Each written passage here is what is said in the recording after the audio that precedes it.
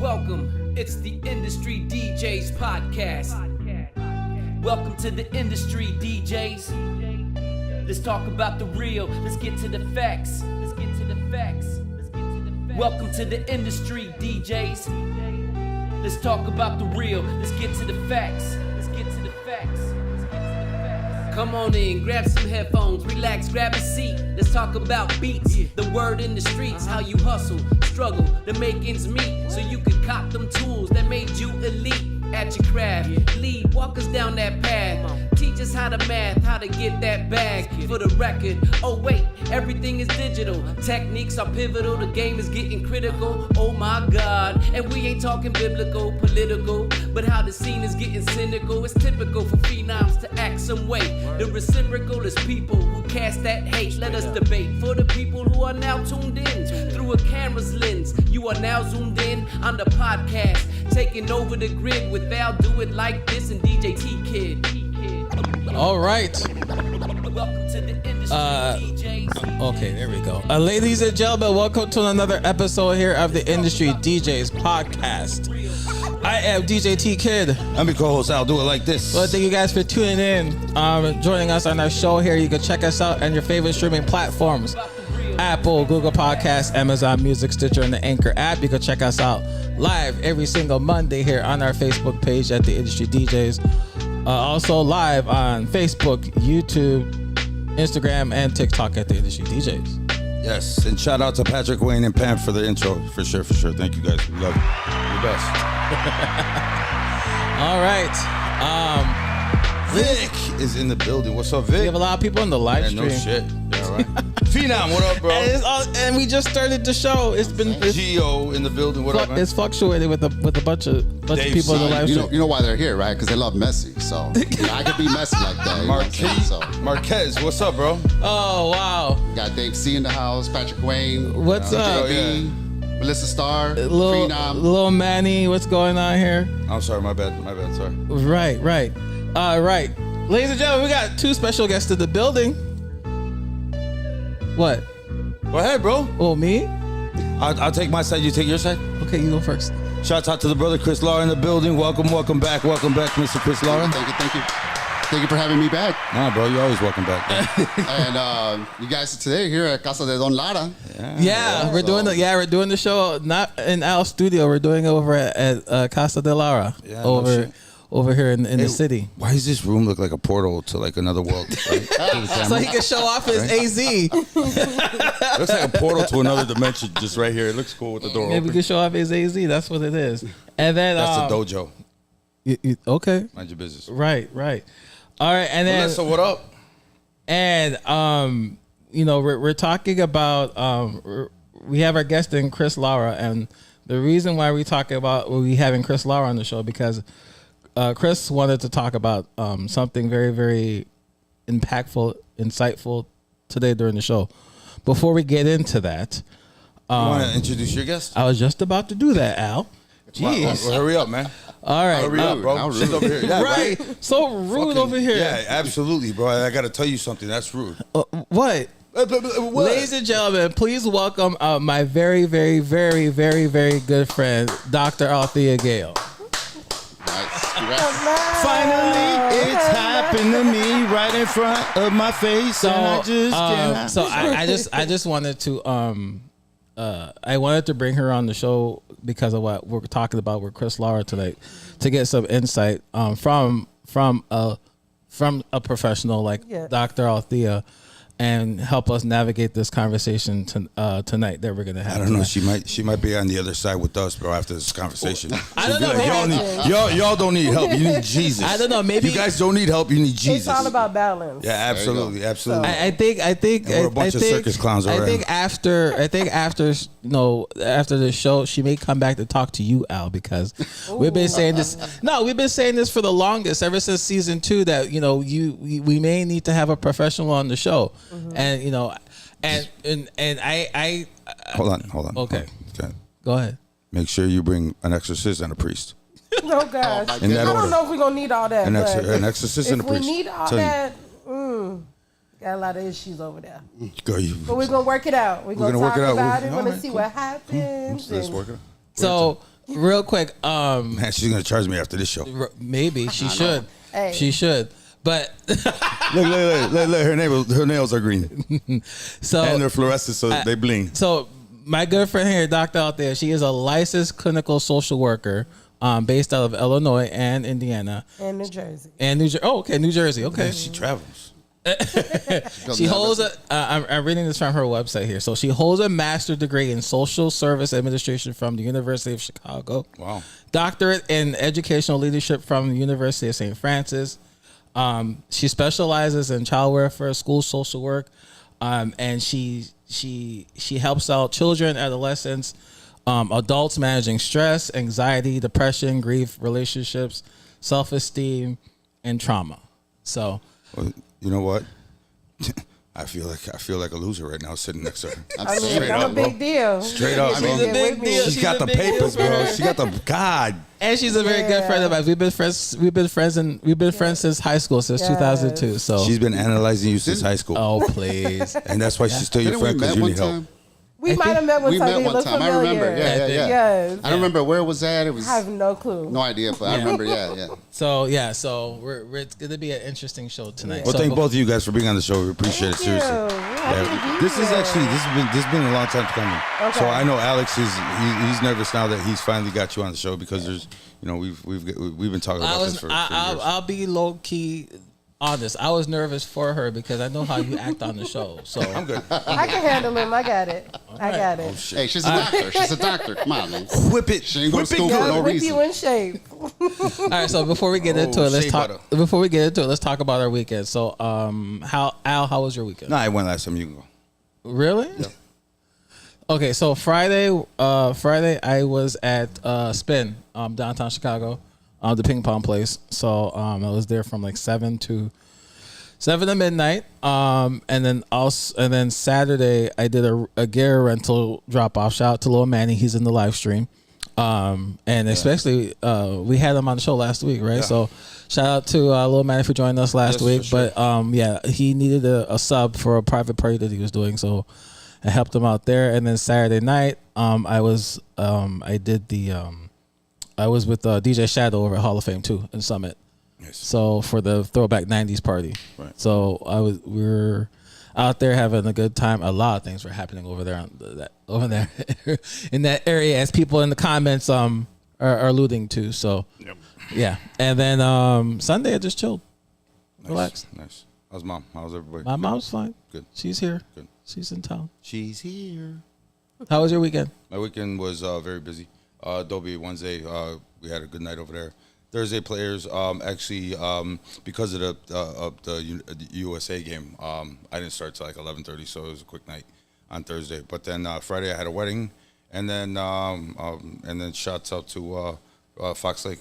They did the fireworks last night, and I was, or actually Saturday night, and I was over there, so DJing for them till about 1 o'clock in the morning, and you can clearly hear me across the lake.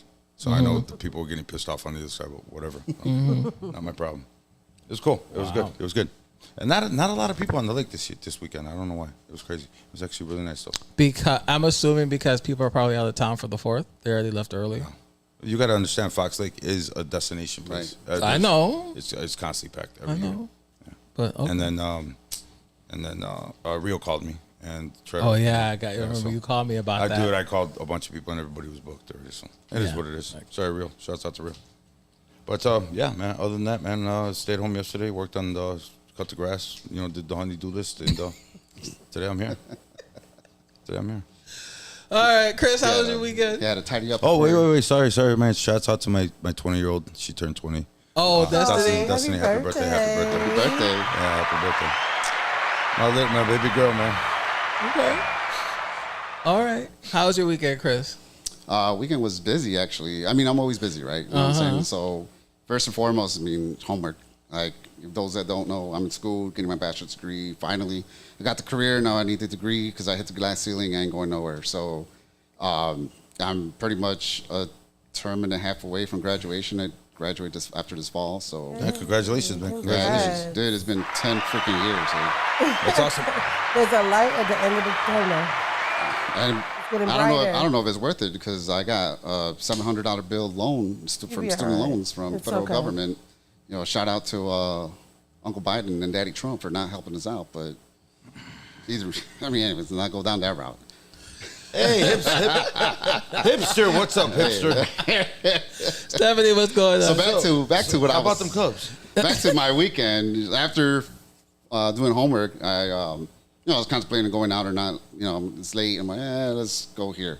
So I ended up hitting up a VIP bar over there with Mickey Calvin and Lil Jon in Southside. They host Let There Be Fridays with Lady Alicia, and they had a quick mix or QMM. Yeah, you remember there? Yeah, I saw QMM was that. there. That guy's everywhere. I know, man. Swear to God, I think he's got a doppelganger.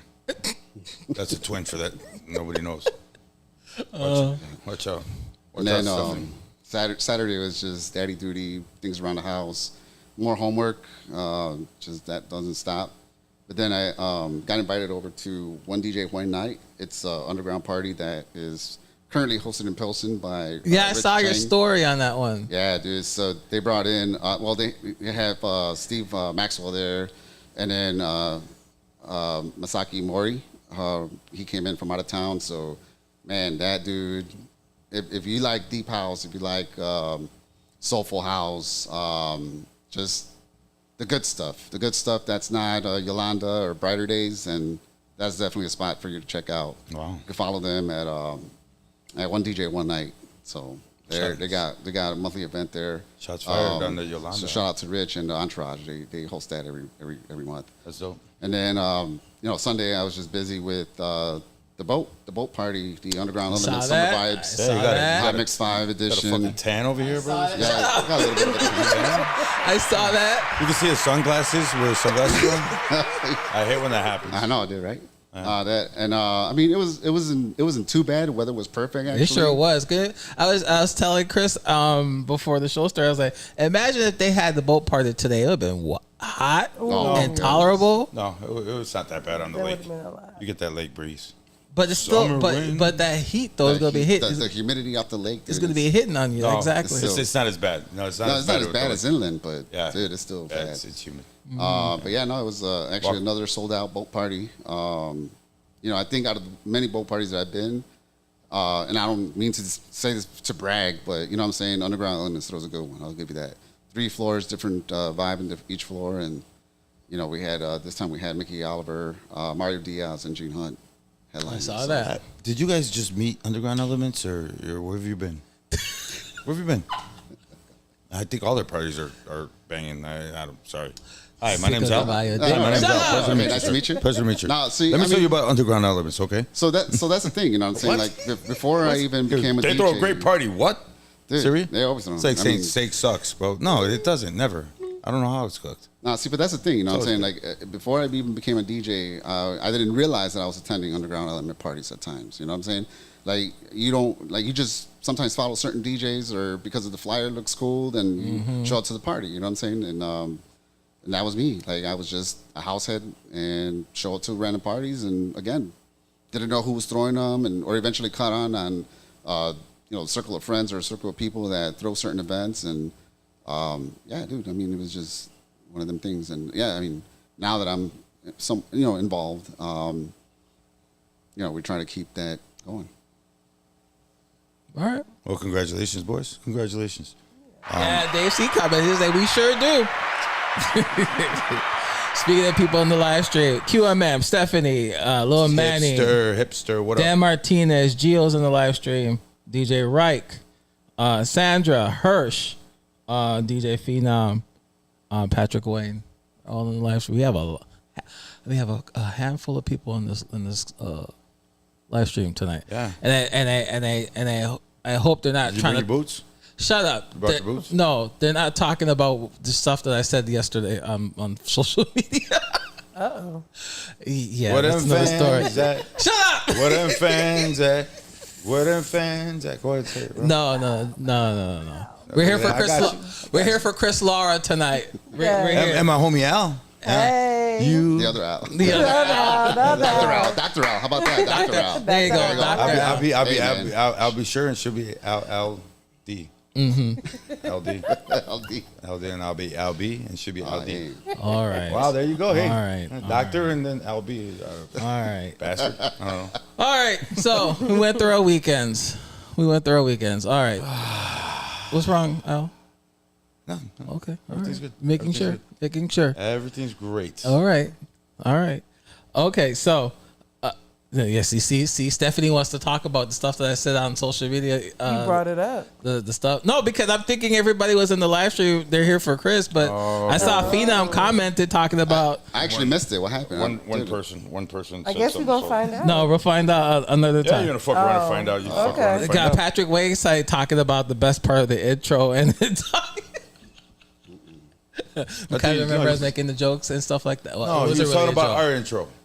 Our intro to the show. I know, but the whole thing was the whole Facebook post yesterday about me and the fucking say intros it. and stuff Just say like it. that. Just say it. No, Just I was say it. talking about say it with certain- your chest. I was just- say it with your chest. I was just talking about a certain DJ that we all know in the city, Okay, which like everybody knows. right? And then Everybody guessed it. using right in the comments yesterday. Yeah, basically yes. That wasn't trivia. Shut up. Somebody tag him? No one. I believe. You I- messy. No. So They messy like See, that. No. So no. Facebook Wait. is messy. Hold on. Alex was sitting there talking No, shit, hold on. shit on the internet. And he's listening to Nuck If You Buck in the background. No, it wasn't. Talking shit. No, it Keyboard wasn't. Warrior on No. on the internet. I told If you. Buck, right? No. He No. was like, fuck this. I'm a keyboard warrior right now. But here's the thing, though. What's the first thing I told you this morning? He found out. Exactly. Give a fuck. It got to him this morning. Did it? Did Yeah, he call it you? did. No, I didn't get a phone call. Then I don't think he cares. Like I said, I don't care either. Fuck. Anyways, we're not about that. We're here. No, we for- are actually. No, we're not. DJ Part of Chongo, it. what's going on? Chongo, Dave what up? C. Dave C. already threw it in the comments. So we're Yeah. we're here So for. you'll get talked to because I got talked to. But Unforgiven. I'll be What up good. in the I'll be building? good. What up, man? Who's this? Yeah, this is very comfortable. Who? Mind your business. Who? I'm talking to. Shut up. I'm talking to- Unforgiven. Yeah, I know it's interesting. Real quick about Unforgiven. His daughter Bella, she was out here. yeah. She had her lemonade stand. Lemonade stand Took for the everything in the past house, couple of yeah. days and Good stuff job. like that. I Good saw job. that. You know what? You I was see like, how I was quick they gonna- moved up? You see? No, because from Saturday, because I called him on Saturday because I was looking for that DJ. Uh-huh. He was DJing, but he posted that picture. The next day, she got a canopy. Now she got tables. All She had a canopy the first night. Bro, that's Or the like that first day. video game that you play online where you have to go and get the eggs. Sims. And Yeah. and then Sims. yeah, it was like him all live and shit, bro. The first day no canopy, the second day they got a canopy. You know they had have a marketplace soon. Right. DJ V Shout out to DJ, what's up, DJ Nez? DJ V commented. He said we're here for mental health, and Chicago DJs all got a problem with it. Yeah. So let's talk about it. No, all got a problem or all got problems all- because And Chicago DJs all got a problem. there I'm you out. go. I'm out. You're out. Okay, Al. I love life. What we talking? What we talked about this in season 1, second episode. We were talking about mental health, right? Okay. I'm over it. I'm over it. Why? Because it's hot as hell outside. I ain't got time to fucking aggravate. I ain't gonna get aggravated for that shit. She's starting already. It's hot. She's starting already. What? She's starting already. Get it out, girl. Get it out. She's starting already. You All right. don't even See, know. see, You don't no, even know right. that she started. You know what? No. I know. I got it. She was why? Yeah, I want to know why. Why do I love life? No, why don't you want to talk about it? I talk about it. You want to talk about it? Let's talk about it. Let's talk about it. But I'm not here for me. I mean, you said you wanted to have. Look, bro, you you're being know- racist right now. No, Oh gosh, you started this when I walked up. You I'm need to just quit. teasing. I'm just teasing. DJ Rampage, what's going on, sir? She was listening to the things in the car. Right. You funny. QM hilarious.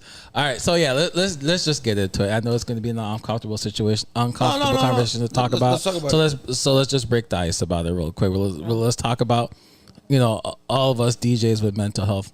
Again, my friend Althea here, she's here to help us out to navigate this conversation. So I know, like I said, when Chris reached out to us that he wanted to talk about it, that he wanted to get into it, and we're going to talk about everything else, under the sun, beyond the decks, behind the music, and all that stuff. Right. So I know that it obviously, yes, it's hard to get it out in terms of conversation. So let's just get into it. How you feeling, Chris? Dude, I'm good overall, but the vulnerability behind it, you know what I'm saying? There is repercussions for talking about this topic. Of course. Whether we like it or not, you know what I'm saying?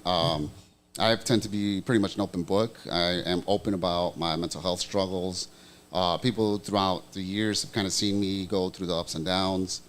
You know what I'm saying? Like, and I'm telling you, when before I got, or as I was starting to get the help, because I've been in this journey officially about 15 years now. You know, first 5 years were rough. You know, I think a lot of my Facebook fame came from being messy with my divorce and all of that shit. So people love messy, and probably why we got 20, 30 people on the live stream right now. That's crazy. No, I'm just kidding. But No, you know what? No, you said it perfectly, because that's why we've been here for 4 years. yeah, People right. like messy. I'm serious. I said it. People Like that messy. weekend posted it. TK. It's fine. We're good. You're good. It was an observation, but go ahead, Chris. No, I mean, but at the end of the day, dude, like, you know what I'm saying? My story is one of many stories, you know what I'm saying? Everybody got a story. And, you know, like some people don't like to talk about it. Other people do. Oh shit! I'm an open book, bro. Let's talk about it. I know you are an open book. You want to cry? I Yeah, make you maybe. cry. We'll see. Stop. It's like pissing in the wind right now, bro. Stop it, Al. Hey, we both could do it. You're gonna get flashback, but we This both can do it. This is Al's support. This Huh? is your support of Chris. This is how you support him. Oh no, we haven't even gotten into it. Slow I down, girl. know. She was like, "This is how you support him." I don't even know what the fuck's going on yet. Let's hold up. Let's hold up. You won't let him get it out. Let's hold on, girl. Hold them up, man. She's trying to rush the show, bro. Hey, No. there's, you know, we got to get to that. You know, if you know who the killer was, you know, how the hell are you gonna? Why are you gonna watch the whole movie? Oh, right? God.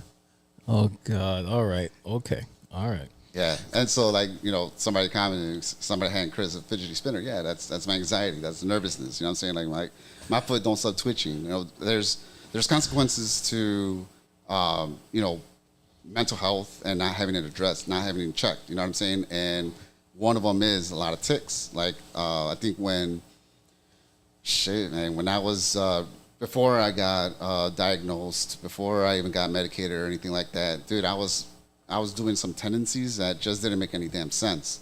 Aside from, you know, my leg shaking, and that's always been a thing since I was a kid. I even got coworkers that be like, "Is there an earthquake or something?" Because my leg just shakes.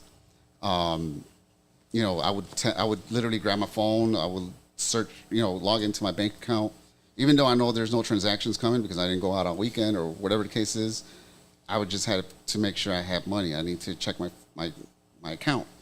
And then I'll, you know, put it away. 5 minutes later, go back in it, check it. Do I still have the same amount? And it became just a tendency that I would do. You know, there's just a lot of other things that just don't make sense that because it's unchecked or you don't realize how sick you are. And I wouldn't even call it sick, just I don't know what the right terminology would be, but because it's so unchecked, you just do things without even noticing or acknowledging. Okay. Rebuttal. Al.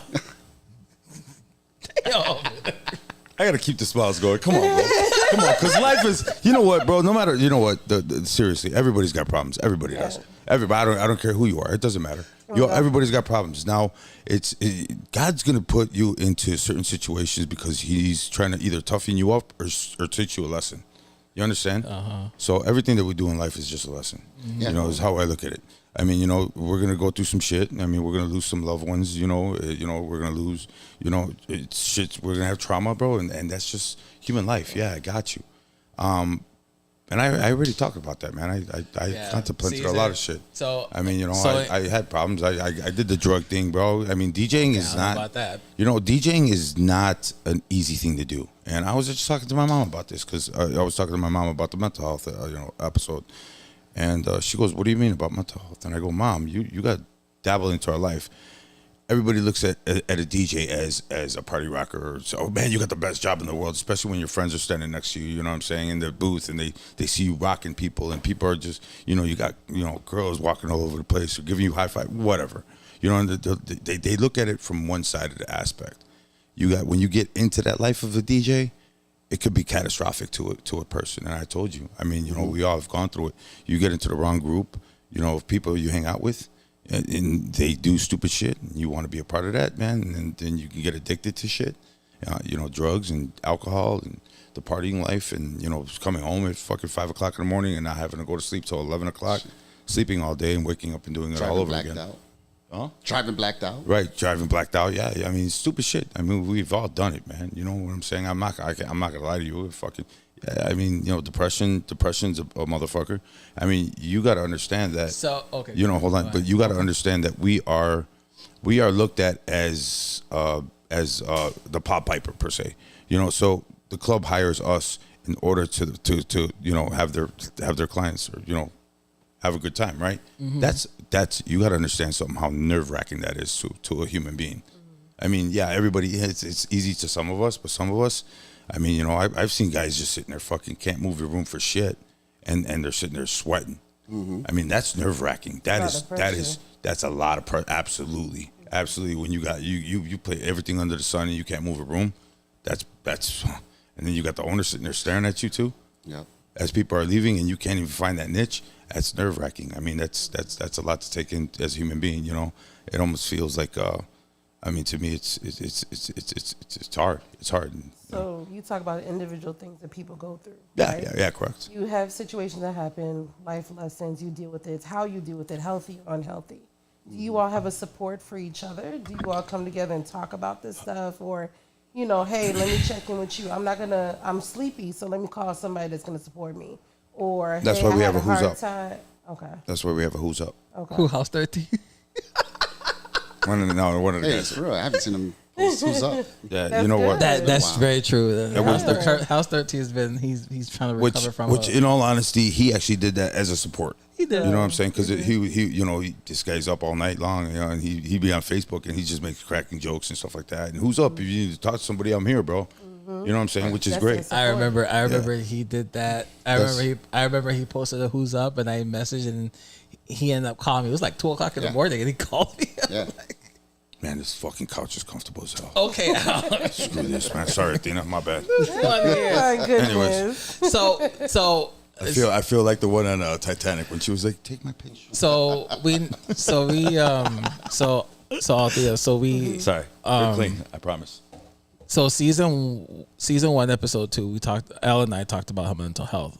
Mm-hmm. For me, I had, this was like 2000, it had to be 2019, 18 and 19. Like I had like a horrible amounts of panic attacks. Okay. Especially if I was like in a crowded room and DJing at the club and stuff like that. Like I literally have to like step outside of a club, go in the back room, step outside, or like get some fresh air walk out to the back of the club and get some fresh air and stuff like that. And I think Al talked about like his life. What you talked about, Al? You talked about your What do you mean? When we talked about on episode 2, season 1. I just said it. Plus for those things. I mean, drinking problems. We do cocaine, shit like that. Stupid, you know, hanging out, you know, staying up for days on end, binging.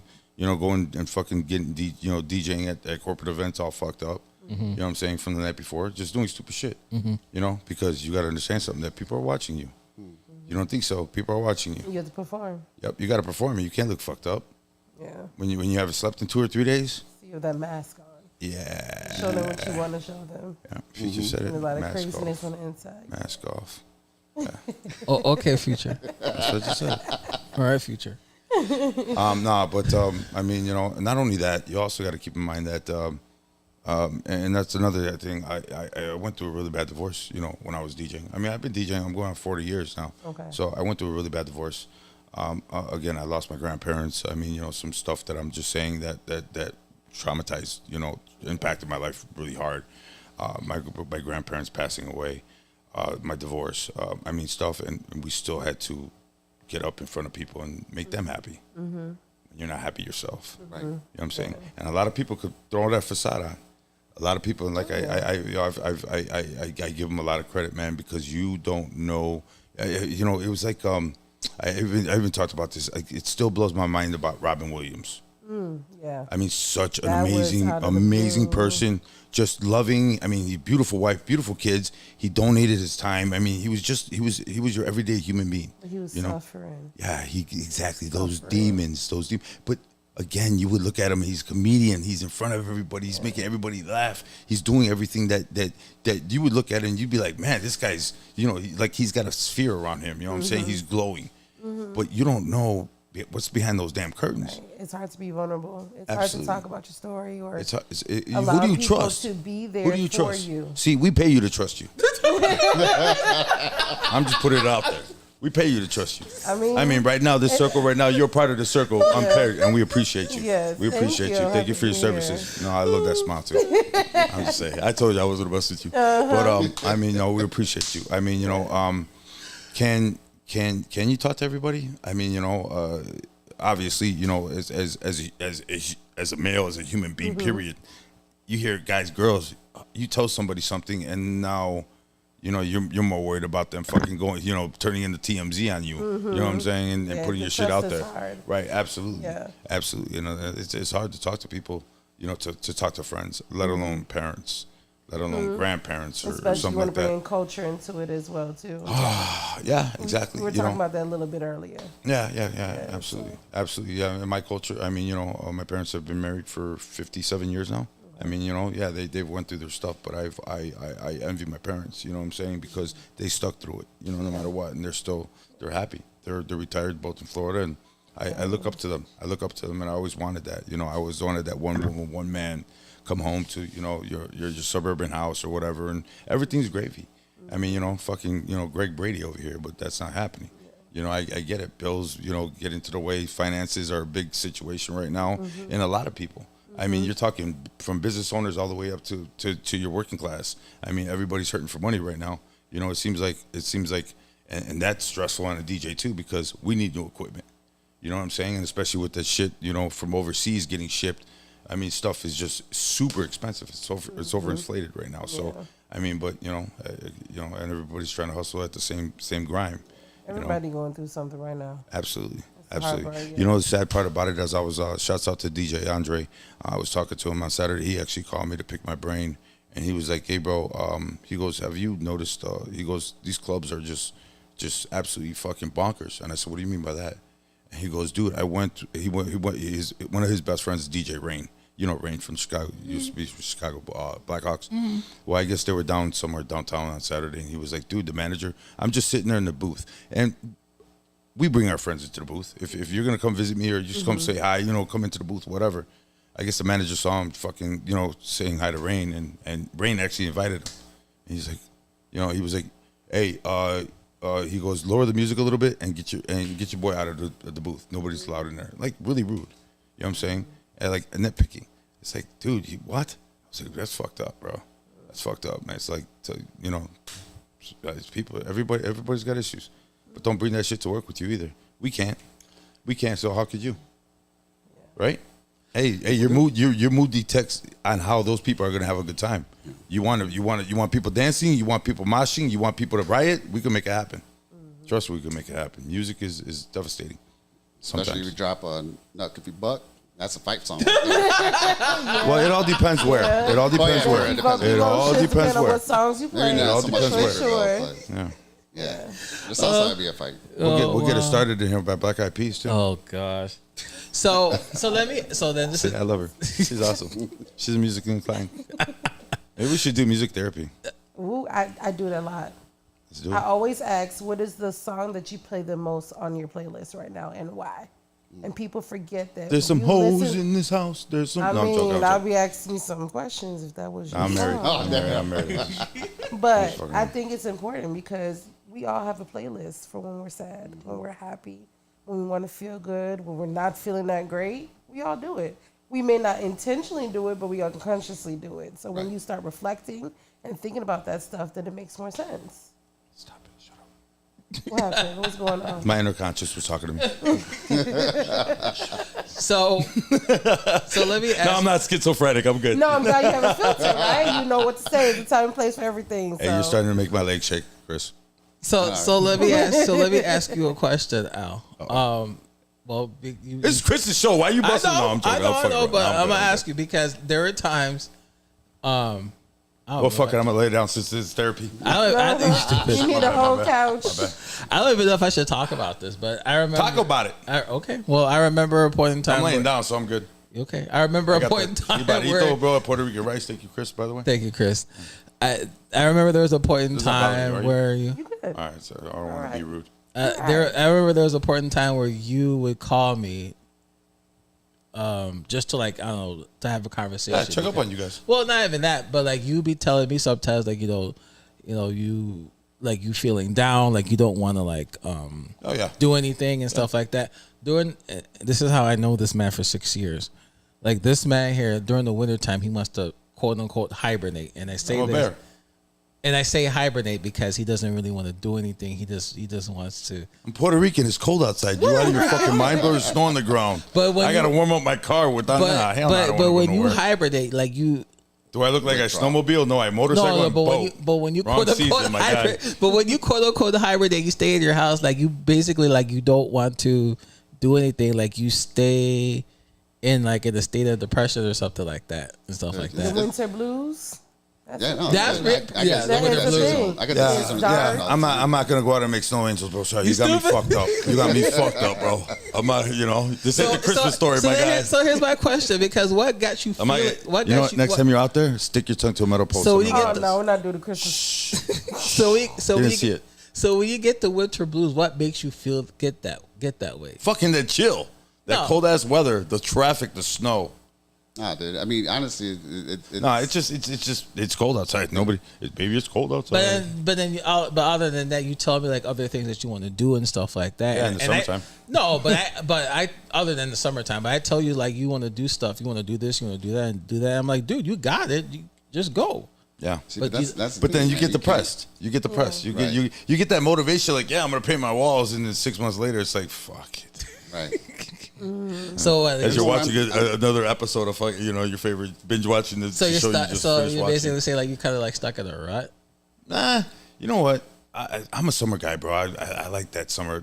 I want to be outside with the warmer weather. Yes, you want to be around people. Absolutely, yeah. Like that, No, fuck people. I just want to be around. But you're a DJ. You're a people person. I don't know. You're right. I mean, I always say that I'm a social worker, but I'm not that social. It depends on the day and who I'm around. Absolutely. I get it. A lot of DJs are introverts, man. Yeah. What you call me? what you say about my mama? What? Spell it. No, I'm joking. Nah, but I mean, back to that question, T. You know what I'm saying? Like, I get really bad insomnia in the winter, no matter what. Really? Dude, it's terrible. Like, usually from November through maybe February, I just get shaken to the point where I just can't sleep. There's been times where I don't sleep for 2-3 days because I just can't. No matter what. I don't want to do medication like that because I'm afraid if I do too much of it, I may not wake up or whatever. You ever smoke weed? Yeah, I smoke weed and do the edibles. That helps a little bit. But it's just that seasonal depression, man. And there's no rhyme or reason for it. I mean, other than perhaps scientifically, if you really want to think about it, I mean, lack of sun, lack of vitamin D, lack of being outdoors and socializing. Why don't you tell him what you told me? Don't you need some vitamin D? Shut up, Al. That's what he said. Fucking, that's what she said too. Hey, man. No, I'm joking. Let me ask you a question real quick. As far as that goes, oh fuck, I forgot my question now. Damn it. Go ahead. I'll get back to it. So when we think about if you're in a rut and you're not feeling good, there are coping strategies or things that you use in order to help you, right? You talked about edibles, weed. You don't want to do medication because that could lead to something else. What are your healthy coping skills and what are your unhealthy coping skills? Healthy being something that's good, something that's motivating, something that doesn't bring a lot of harm, something that you could do consistently without feeling, that now we're adding to the problems and adding more problems. I honestly, I don't know if I had that. The shaking is a coping strategy. You feel good when you're shaking. Yeah, right? That's your way to kind of move around the energy a little bit. Yeah. I mean, other than scrolling through videos and watching YouTube videos and all of that. And so one of the things I started doing this year, and it's actually more than a year now, started watching like straight up motivational videos. Okay, nice. So yeah, affirmations, somatic breathing exercises and things like that. And this has helped. But again, I'm still in the rut. Every winter, I just get it like that. No rhyme or reason. You know what I'm saying? Like, and it makes sense now. So I've been recently diagnosed with complex PTSD. Okay. So now it makes a lot more sense because it's more and deeper than just depression and anxiety. Right. Because there's some other things in there that either it's repressed, you haven't dealt with, a lot of things that has added to maybe some things in your childhood that now comes up in your adulthood? Big time, yeah. Do you have an accountability partner? Somebody that knows you very well, knows when you're in that rut. Hey, recognizing that you're up for 3 days at a time. Checking in with you, or you're being open with them and saying, hey, I need you to do this and this for me because I don't know how to do it for myself at this time. Not necessarily. I mean, I got a lot of friends, but I don't got. I mean, and I got some close friends. Yeah. But I just isolate. Period. Okay, but you do that to protect yourself, or you do that?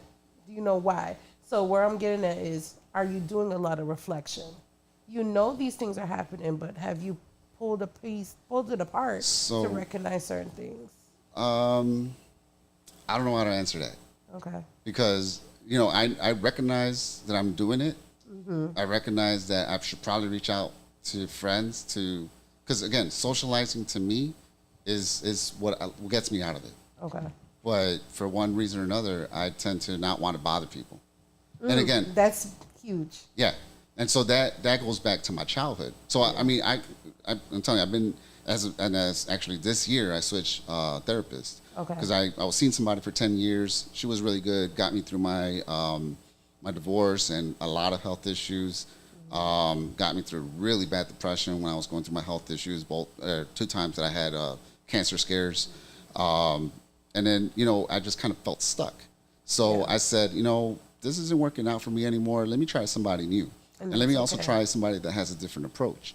So I found somebody that is on the holistic side of the house, kind of brings spirituality into therapy, and so that has helped actually quite a bit. Okay, good. When you say spirituality, are you speaking more of like churchy or different spirit? So I'm very anti-religion. Okay. You know what I'm saying? And which nobody's judging you. I'm just curious. No, and there are people that are like that. There are people that are that judge you. Depends on we all judge, but we ain't supposed to. But anyways, that are part of either a church or a religion that bring that into your therapy. In this case, the person I'm seeing is more on a spiritual side, more like from a universe perspective, than versus a particular God or religion or following, right? And so, I tend to be more spiritual because of my childhood trauma from religion. So then are you like recognizing your chakras, your third eye, using crystals and using different things to kind of bring that healing power in a different way for you? 100%. Okay. Yeah. Okay. And I just started that journey about a year ago or so. Okay. I recently started doing, so one of the things that I realized, and again, as I got diagnosed with complex PTSD, first and foremost, I know my childhood was fucked up. Period. Okay. You know what I'm saying? That has led me to be the person who I am today, and has led me to, have good or bad relationships with people throughout time, right? Some people are really good friends, and they'll say, hey, this guy's an amazing person, this, that, and the other. Other people will say, this guy's a fuckboy, or this guy's full of shit, he's a piece of shit, whatever. He did X, Y, and Z to me. Oh, plenty of people do. Ooh, plenty of people do. Ow, stop. Never met him. Never met him. Everybody I know loves you. He's on your side. Everybody loves you. He got your right your front and your back. Nobody in our circle hates Chris, okay? And I'm not talking about the TV show. Nobody hates Chris. Okay? Everybody hates Chris. Come on, man. Mind your business. No, but right? Nah, so you know what I'm saying? Where was I going with that? So see, this is so the trauma using your childhood, how it's impacting your adulthood and the relationships that you have with people, and you not reaching out to them for that support, things like that. Right. Because as a kid, I couldn't depend on my parents for anything. Okay. Period. Are you only child? Huh? Are you only child? Yeah. On top of that. Okay. Yeah. On top of that, I'm the only child, and not only that, but they depended on me. Mm-hmm. You know what I'm saying? And then because I didn't know stuff, like for example. This impacted me significantly when I was a kid. I must have been like in 3rd grade, 4th grade or something like that. My mom got in a car accident. Like she made a left turn. Somebody hit her from behind, took the red, hit her from behind. Damn. And it wasn't that bad, you know what I'm saying? But we pulled over. She did her thing. She went to go talk to the guy, whatever the case is, get back in the car, and then we head out to our destination. And then on our way to our destination, she just smacks the shit out of me and tells me, why the fuck didn't you tell me, in Spanish, like, why the fuck didn't you tell me that I had to go get the dude's license plate number, and his license number, driver's license number. I'm like, well, dude, I was third grade, dude. Oh, wow. Right. Like 8 years old, probably. 8 years old. Yeah. Yeah. You know what I'm saying? Like, how am I supposed to know that? Right. You know what I'm saying? Like, and I was always a disappointment for my parents because, again, me being born here in the United States, as a matter of fact, Spanish is my first primary language. I learned English in school. And somehow I'm supposed to translate these legal documents for them. You know what I'm saying? And it's like, what the fuck? And like, you're learning as much as they're learning. You just happen to understand a little bit more because you're hearing it from an English perspective, and they have been translating for your parents. but I mean, but even either way, like again, at that age, 6, 7, 8, 9, 10 years old, how am I supposed to translate legal documents? Yeah, when you don't- I don't even know some of these words. You don't know the vocabulary. Yeah. Right, exactly, right? So, you know, that because I couldn't depend on them, like I couldn't. Got slapped by the nun one time, and I asked my mom, like I told my mom, like, hey, go talk to the nun. Like, why the fuck she gotta slap me like that? I didn't even do shit. And she's like, no, don't worry about it. I'll if it happens again, I'll talk to her. She never had my back. Dismissed. So right, exactly. So throughout my childhood, and those are just a few examples of shit just happened to me as a kid. Yeah. So I know at least me, I know for a fact. My thinking is, I know for a fact, if I couldn't depend on my parents for shit, what makes me think I could depend on a friend? What makes me think I could count on T-Kid or Al? What makes me think I could count on anybody? So therefore, when I get these seasonal depressions, I know I need to reach out. I know I need to socialize. But this is all deeply rooted. Yeah. And maybe even to my DNA, where I just know I'm just not going to reach out. So that's your protective factor. That's what Yeah. protects you in what you're dealing with. Right. And those are the unconscious defense mechanisms, Yep. right? Things that we do to kind of deal with some of this stuff. And now that you recognize it and you know it, you can reframe it and turn to something else. But you still have to do that work. Exactly. And it can change, but you then have to do the hard work to say, like, okay, I need a different thought process. I need to cognitively think of this differently so that I can reach out. Or I'm asking TK or Al saying, y'all reach out to me, teach me that model that behavior for me so that I can then do it for myself. Right. And so, you know, this is where social media comes in, and this is where it becomes a little bit on the taboo side of the house. Or what the fuck's wrong with this guy posting shit like this? You know what I'm saying? Because I would often post things like that. And it's a way for me to not bother somebody, but put it out there and see who, who catches it and be there but for then you. But at the same time, is a double-edged sword because, for one, you know, I sometimes see that, and if I have the bandwidth and if I have the availability, I'll reach out and be like, hey, look, call me, let's talk. You know, I'm here to hear you out, whatever. But other times, at least in the last year and a half or 2 years, actually, my life has just been super hectic. I don't got the bandwidth for it. Yeah. So I refrain from it. You know what I'm saying? And I feel bad, but at the same time, you know what I'm saying, we are all at the end of the day responsible for ourselves. And so that's another thing as well. Going through this journey of mental health and all of that, there's been times that I've been darkest of darkest, where I'm literally either a flight away from committing suicide or, whatever the case is, from committing suicide. You know what I'm saying? It's been dark as fuck. Okay. And in so, those moments, you did tap into your resources because you're still here. I didn't. Okay. I it just within comes myself. up pretty often. It's just dormant right now.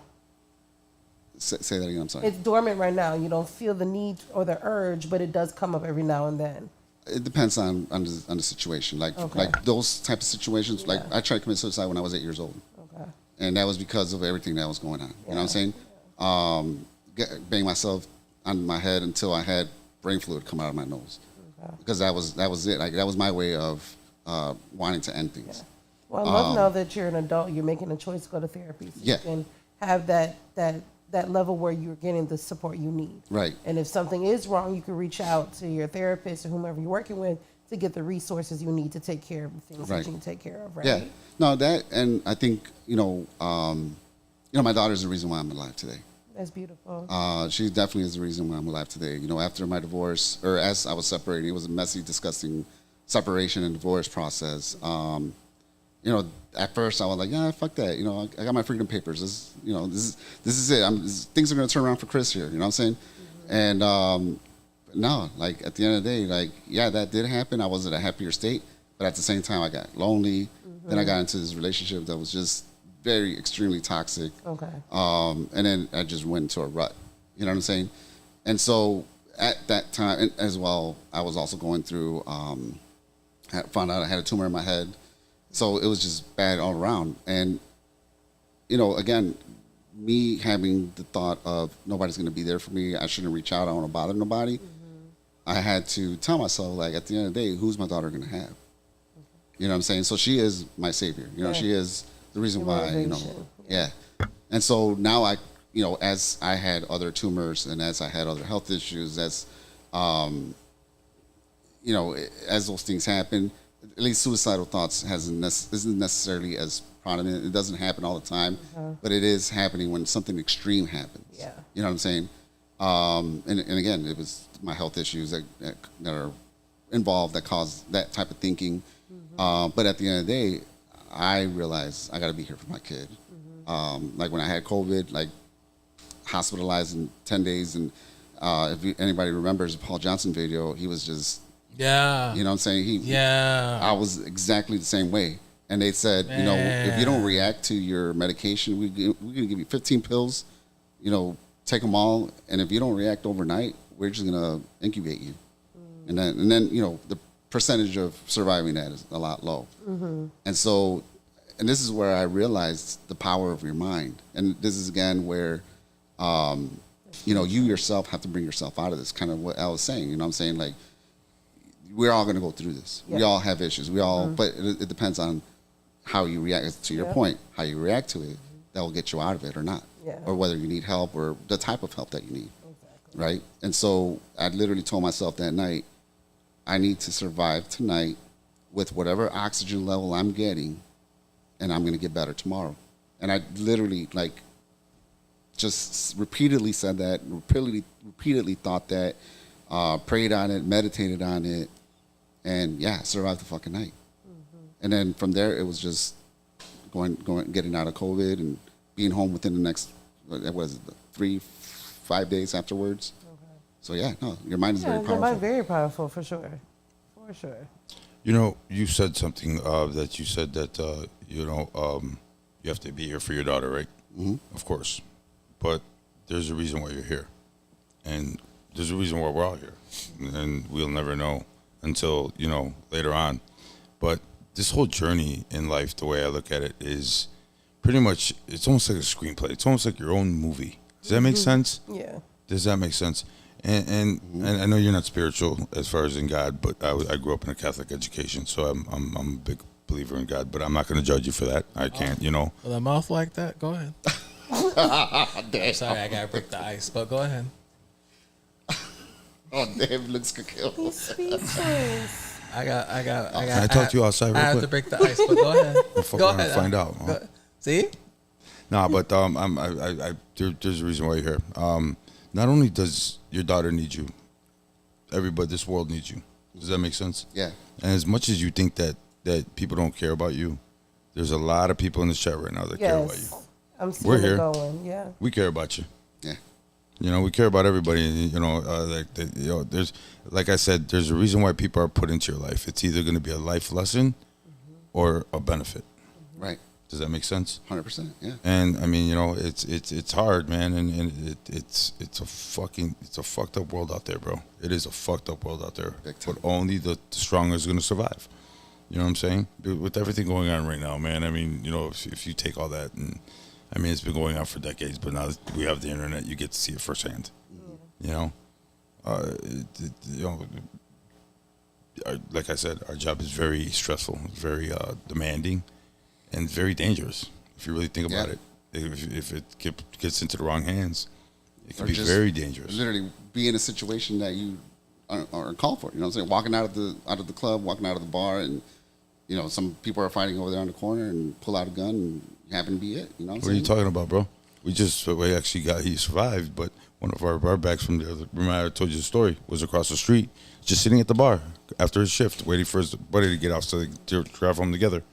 And a bullet from across the street went straight through the window and knocked him in his head. Oh my goodness! Sitting there. Remember? Hey, listen, man. No, but I'm talking about me. Remember Memorial? Yeah. That's right. Yeah. Remember Memorial Day weekend when that got shot at? Yeah. I remember. I remember. And I was replaying that thing. I was replaying that whole scene on several times because the bullet went through the driver's side. It went through the driver's side out through the passenger side. It could have went the other way, and it probably wouldn't be here. Right. But it didn't. It didn't, because it wasn't meant for you. It wasn't your time. It's not your time. Like so many things, so many scenarios things, replayed in my head on that day. Dude, you know how many times I almost And died? I remember, and that yes, Al, A lot. A lot. I remember And we God- talked about it in season 2, Dude, there's a reason why I'm still season here. 1. Yeah, talked about it in season 1. Yeah. I'm a little fucking dense, but you know I'm still here. Mind your business. Don't side at me, girl. Don't side at me. Real No, quick. you didn't. Your eyes did. Real I quick, can speak. I speak. real quick in the comments, a couple people commented on this. Nino, he said, if you wake up on this side of the ground, it's a blessing. Life is rough. Mike, what's up, bro? Mental health is a tricky thing to deal with. We're all a big family. If you need someone, reach out. Don't wait for them because they're dealing with Your own stuff. their too. own stuff. Correct. I'll be there. Okay. Hirsch Remix. Hirsch is giving Chris big hugs and everyone else. Stephanie said that when you're in that mind space, it can be hard to see the value in yourself and see what others see in you. Milana said that I can guarantee you're helping at least one person right now. One thing I think you need to have one or two people you could always call or text. Think of our lives as a battle. Everyone needs a battle buddy or two. So You know, it's the craziest thing too, bro. It's the least people that you would even think that would talk to you. I mean, dude, even seeing somebody crossing at the gas station and saying hi to them, and they turn around and you just get into a conversation. Yeah. How the fuck did that happen? right. It's not you, bro. It's the divine. universe. It's something that was meant to be, and that person is there to help you. It's an angel, or whatever the case may be. However you look at it, man. But you ever got into a situation to where you're talking to somebody and just out of the blue, it's just like something pops out. Yeah. And it's like, what did you Or you just feel say? like a kindred spirit. Right, You know right. them forever. Right, and you right. just met them 5 Like you guys. Like I know you from somewhere. I know you, Eddie. I know you. No, I mean, you know what I'm saying. It's just. I mean, you know, this is. It's how you. I guess how you view things. You know what I'm saying. If you're gonna be closed-minded, you ain't seeing shit. Right. If you're gonna be open-minded, you're gonna see a whole lot of stuff, and you have to read in those lines, man. Trust me, I've been there, man. It's bad. It's bad. It's bad out there. I thank my parents, man, because I grew up in a good life. My parents busted their ass to give me the best life ever, and my sisters, and they did a great job. And I they sent me to a Catholic school, and even though that. And I've seen it from my peers when I was in these schools. Some of these guys went into game banging. Some of these guys dropped out of school, no matter what you did. And their mommy and daddy had money, and they thought that they could try to give them the best. Unfortunately, it wasn't. It wasn't, I guess, the best, and it wasn't that kid's journey. You know what I'm saying? So as a parent, man, it's devastating to find out. Obviously, something of that. You're following me. Yeah. Your kid's fucking up, or this whole case with the I forgot the kid's name right now. The kid who stabbed the other kid. Oh, come on. It's just Carmelo, yeah. it's on both sides. No matter whose fault, no matter what the fuck happened, it's just devastating on both on both sides. Life is beautiful, man, and it should not be handled the way. But I guess, I mean, the way we look at it now, and it's a dying breed. It's a dying breed. The people that care is a dying breed. time. I'm sorry, but the people that are coming out now is starting to. I had somebody come over from out of the country, and it was the first time here in America, and they were like, "Oh man, I heard Chicago." They were here in Chicago. Actually, I was DJing at a store. I heard Chicago's the brotherly love, and everybody over here is an asshole. And I said, you know what? We used to be, and it used to be, because he was talking to me. And I was talking to him right back. He goes, "You're a nice guy." And I go, "What the fuck did you mean by that?" He goes, "Oh, no, people over here are rude, very rude." And I go, "Wow, man," And he goes, "Yeah, that's when he said Chicago. I heard Chicago was the city of brotherly love." I said, "You know what, man? It's right now. It's not. Is it ever going to be the same?" I think it's mistrust. A lot of people's mind shift has changed.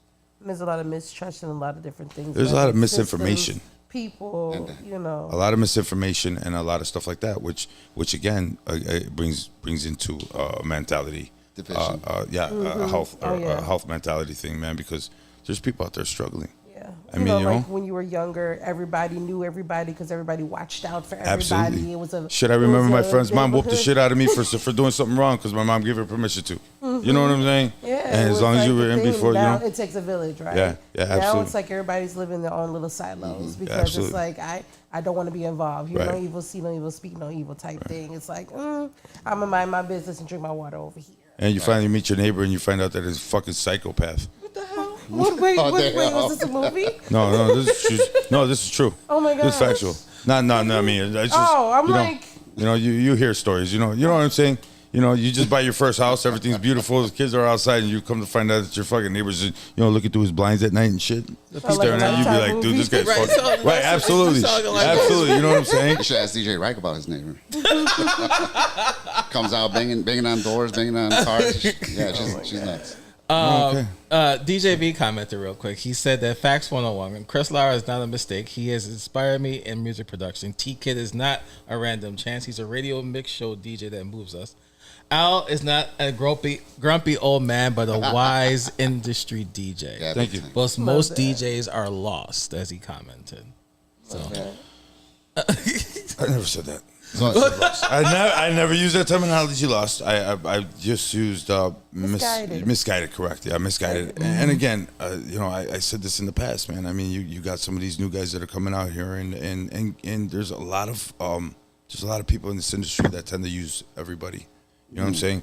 And that's why and that's kind of why we did this whole podcast thing, is to kind of make people aware of what the fuck is out there. Okay. You know what I'm saying? Because you got a lot of these newer DJs that are pretty good, that are just coming out, and then they link up with the wrong people, and those wrong people use them for the wrong things, and then they have a bad name. So then now that follows you for the rest of your life. Does that make sense? yep. Does that make yeah. sense? So you got to pretty much kind of fair warn them. You know what I'm saying? That On the mentorship? realities. Right, absolutely. Taking them under your Absolutely. wing, Absolutely. teach them your wisdom in the years Absolutely. that you all have. But kids, Oh, Lord. kids, and I'm telling you right now, kids, Wisdom. regardless. Yeah, we Wisdom. kind of old Listen, over here, you know. if you listen, if you were to get a shot with some of these, with underground elements per se, great bunch of guys, great guys, all of them. I mean, there's not one bad apple in that bunch. Dominating Six, CVO, Top Rock. I mean, whatever. I mean, these are guys that are gonna put you on the map, and they're gonna help you. You understand? But there's guys out there that aren't gonna put you on the map. They're gonna fucking pay you like shit. They're gonna Yeah, treat they're you gonna like leech off shit. of you. And then what you That gonna do? also comes from trauma. Right. Yes. No. They're gonna treat that, and it's kind of like a bad relationship. Yeah. You know what I'm saying? You got all these beautiful women out here, and they're just so fucked up in the head now because of the guy before you. Yeah, man, You hear that's the horror same way stories. too, yeah. It's like, bro, you gotta sleep with one eye open half the time. It's like, what the fuck? Straight up. I'm glad I'm not single. I hear some of these fucking stories. Horror stories, yeah. And to meet the girls in the club, ew. okay, so here. Never mind. I'm not gonna. No, go ahead. Say it. No. Say it with your chest. No. I hate when you do that, bro. I hate when you do that, bro. Doing that to yourself. Man the fuck up. Man the fuck up. Say it with your chest, bro. It's about you. I'm not trying to get. No, go ahead. Let's go. I'm not Let's trying go. to get in your. I'm not. I trying don't care. Say it. I'm on open book. Say it. You sure? Let's go. Okay. So Say it. there, because we talked. Well, I know. both of us talked on the Yeah, phone. and you hear me fucking yell at my wife a lot. So yeah, No, I got you. I don't No, I'm yell at joking. you. No, not that. But we I don't talk. yell We at my talk. wife, I swear. No, I don't. She yells at me. It's the other way around. we talk a lot, and sometimes you be kind of paranoid a little bit regarding the situation with you and Vanessa and stuff like that. What's up? What do you mean? What's that? What are you talking about? Fucking say it with your chest. What am I paranoid? No, because you be About what? Infidelity? No, it's not. Well, Or what? Or her coming home late at night? No. I get worried. yeah, no, it's not even that because you both of you guys follow Sometimes, each other not home. all the time. Sometimes, not all the I time. thought you always. I thought But you. dude, I could be with her and some guy could come out and fucking rob both of us. It doesn't fucking Well, matter. it's not even that, but like you. Basically, I'm worried about what? The question? No, I'm not. I'm not saying you're worried about anything. My question is, do you feel secure with Vanessa and stuff? 14 fucking years, you goddamn No, right. I'm asking you because What the fuck is wrong with you? No, because I'm asking you because What are you sometimes fucking you turning into Sims, Dr. Phil? No, Fuck you, shut bro. up, Al. No, because I'm fine you be with my asking wife. me- No, I because you love be- my wife. No, because you be. Do you see me cheat on my wife? No, I did not say Okay. that. No, Do I talk to any other women besides no, Al? No, No? You got me fucked up. Al, And my mom, my no, sisters. No, Al. I don't. No, Al. I don't. No, Al. For what? Because sometimes you be calling me, you Been be there, done acting that. crazy. Not That's fun. what it is. I'm like, calm down. Listen, bro, we're all crazy. No, but here's the thing though. I be telling you, talk to her. Dude, talk to when her, your talk to cat her. shits out of the kitty litter, you get pissed off too. Okay. Right? When your cat shits out of the kitty litter, yeah, you get pissed off. Yeah. Right? So you just need that space to vent. Right. Absolutely. doesn't mean And that he you takes wanna it. go- He takes it on a whole nother level. See, thank He you, babe. cares about you. No, I That's do not. all. Ah, there's my dog. What's up, papito? Come here. You want to be on the podcast? Come on. Oh, Choco. I already knew it. You El chocolate. He's like, two people my color. Nice. Stop it. What's up, chocolate? What's up, Choco? Let me get My him out of boy. here. Let me get him out of You here. were No, super stop it. cute. Choco. He's fine. Hi, sugar. Don't call him sugar. Hey. No, the reason why His name is chocolate. Chocolate. Ooh, that was hot. Stop it, Al. No, because you be calling me. Drop it like it's Sometimes hot. you be. No, go ahead. No, because you be calling. Sometimes we talk. What did she just say? What the fuck did she say? just need someone Al, to can you vent. He repeat just that? wants to He vent. just needs So someone to sometimes vent I to. call it like a hard time. Right, thank you. Is that I don't need to call a hard time. So you're gonna talk, say whatever you need to say. The person on the You know other what's- side go needs to ahead, just go be ahead. complimenting and validating and reassuring. Or sometimes and he then calls at me the a- end, if you need some comments or something, then I could give it to you. Yeah, but if I wanted to shit at you, squeeze your head. Right, absolutely. Absolutely. Danny the Wicked, what's going on, sir? No, What but up, DW? I okay, all right. Well then, that's it. So sometimes when you call me, I'm in the middle of fucking yelling at somebody, so you're gonna get the yelling brunt too. But when's the last time I called? Well, The other day when I was pissed off at my son because he did something stupid, and I'm over here trying to talk to him, we kind of got into a bickering match. But, at that point in time, and then you call me, I'm like, what the fuck? He was like, wow, sorry. Did I call it the wrong thing? I What do you want? told you. But I told you, And then Alex would turn around and he he knows how to get shit out of me, so I'll turn around and my son would fucking piss me off and blah, blah, blah, blah. He was like, all right, come in when you're done. And then he sits there and he'd be like, you bitch a lot, bro. I'd be like, you called me at the wrong time, bro. You know what I'm saying? this is a relationship that we have. This is a relationship. I mean, this is a relationship that everybody has. I mean, my mom. I mean, I'm cooking dinner. My mom sounds busy. Yeah, mom, I'm cooking right now, or they're doing something. You know what I'm saying? Or working on a bike or something. And somebody's calling me. Thank God for Bluetooth. But I mean, the other day, you're sitting here telling me about the whole fucking incident online that you just had. The escapade. Oh, okay. The escapade online that you just had. Okay. On Saturday? Yeah, Saturday, Sunday, and Monday. Sunday, yeah. Today Sunday. too. Anyways, but you were telling me about the escapade, right? Yeah. I'm over here telling you it's about to fucking storm. I need to cut my grass, and you're sitting there babbling on. I'm like, you're not dude, talking. it's about to fucking rain. I want to finish cutting my grass. Oh yeah, and did you know this happened? And it's like, Alex, I'll call you back. But you have cool. Bluetooth. Just keep in your ear. But I can't hear him over the fucking you mower can't. because they'll start bitching. I Nah. can't hear you. Or the weed whacker. Noise canceling, it don't work. No, because you're gonna hear what's coming out. Noise canceling is only for your ears. No, he doesn't have that. Okay. He don't Listen, have that feature. listen. He Yeah, does an dude. AirPod. He got like he got some knockoff from Amazon. Uh-oh. Yeah, Because I always lose my fucking. Why am I gonna buy $250 pair of headphones they when they're gonna work. lose? They don't fucking work for shit. I can still hear fucking airplanes and shit in the background. I hear a fire truck. Unless you have an electric mower, and even those things make noise. I mean, bro, I just wanted to cut my grass, and he's like, "Did you hear about this?" You know what I'm saying? needed And to. yeah, I know he did. I know he did. Just like you need him. Yeah, I know, but just let me cut my grass before I get electrocuted. That's fair. Deal? Deal? Yes, Deal? Alex. Because if I only have half that grass cut, bro, and it He got to finish his honey. really fucks that's my Mexican He side. got- That's my green thumb. He Leave me got alone. he got to finish that honey-do list. That's I got the fucking straight lines, I was bro. gonna ask that earlier if he got it done. Oh yeah, hell yeah, I got it done. He got it done. He got it My done. my shit looks like House 13's. I got the lines. He posted on shit social up, bro. media. I saw that. Oh yeah, I got the lines, Is bro. it just perfect, just so? Oh yeah, it's got to be. It's like a fade. Like a famous guy. That's why I don't want to be bothered. Don't Fade in the bother me. lineup. I'm Fade cutting in the my lineup. grass. Call me later. Concentration. Call me later. I'm a homeowner. Leave me the fuck alone. Oh my goodness. I got to cut my grass. I got to cut the hedges. Mm-hmm. I like my shit clean. That's You know what I'm okay. saying? That's good. I have OCD. That's just like good. Chris. That's okay. Yeah, I think Chris is bad. Fucking. He got bad. He got You massive got amount. what are you, Usher? You got it bad? No, he got massive amounts of it. That's what I'm saying. OCD? Yeah, I Yeah. know. So I know. I think he measures. There's no pictures because he doesn't want to measure. That's how I do. Stephanie called you the sod father. The Sod Father. The Sod Father. Okay, hipster. Okay, hipster. Touche. No, not that Stephanie. The other Stephanie, Louis Quickbick's wife. Miss Italy? Yeah, that one. Little Miss Italy? That one. Oh, she got jokes over here. Patrick Perez was Hey, going where's my on, fucking sir? souvenir, bro? Where's my souvenir from Italy? Is it really flooding over there? Where? In Italy? Not you. She just came from. She was in Italy. I'm asking her. Shut up. Oh, I don't know. Mind your business. This is the only guy that I know that goes on vacations by himself. So he says. What's wrong with that? I think you rendezvous with fucking different whatever you on the other side. I love like he likes to sneak away and then come right. back. Yeah, right. I'm going by myself. Not about me now. Yeah, by it's about myself. you. We're gonna Not put you about out me there. now. Yeah, no, it is about you. Why are you It's still not me single, bro? now. We're gonna be like. Here we're gonna we be. You know, go. Here we go. Why are you still single, bro? Here we go. Why are you still single? Because I can be. Me and Nez have been talking. We're gonna get a GoFundMe to get you a hooker. God. We're gonna get you a hooker for the night. Oh God. I'm sorry, escort. My bad. Chris got questions for you, sir. All right, let's go. All right, so I'm not trying to get into your business and all, but I'm gonna tread carefully. He's not, but he is. Shut up. Do you think like in your I'm trying to form the question. Because the reason why I'm asking because Al just mentioned relationships, so I'll share my ordeal about this. Do you think that your past relationships is it impacting on your mental health a lot?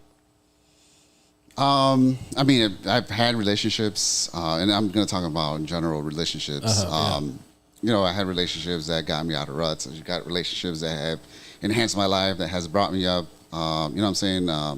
Like, for example, I did not smile before maybe 3-4 years ago. I remember 4 years ago, I never smiled. I remember that. I would take a picture. I would never smile. Somebody would ask me to smile. I'd just stone face you. Still, his DJ pick still had that no smile. I'm just saying. I thought he was Asian when I met him. Shut up, Al. So you gotta change it. Filipino. No, so let me tell you. Even some of his DJ picks are kind of like that. I mean, like Chris Lara. Lara's not a he got like Latino the last name. RBF, the resting bitch face a little bit. So let's break this down. Reason why I don't smile, because one time as a kid, you know, every year you go take a picture at school, and you know you come home with the package or with the sample or whatever, and my mom told me one day, like, you got an ugly smile. Like, why aren't you smiling? Why you gotta be smiling like that? And since then, I limit my smile. And it wasn't until I was dating somebody that she literally would not take a picture unless I smiled. I love her. This was true. I love her. You know? True.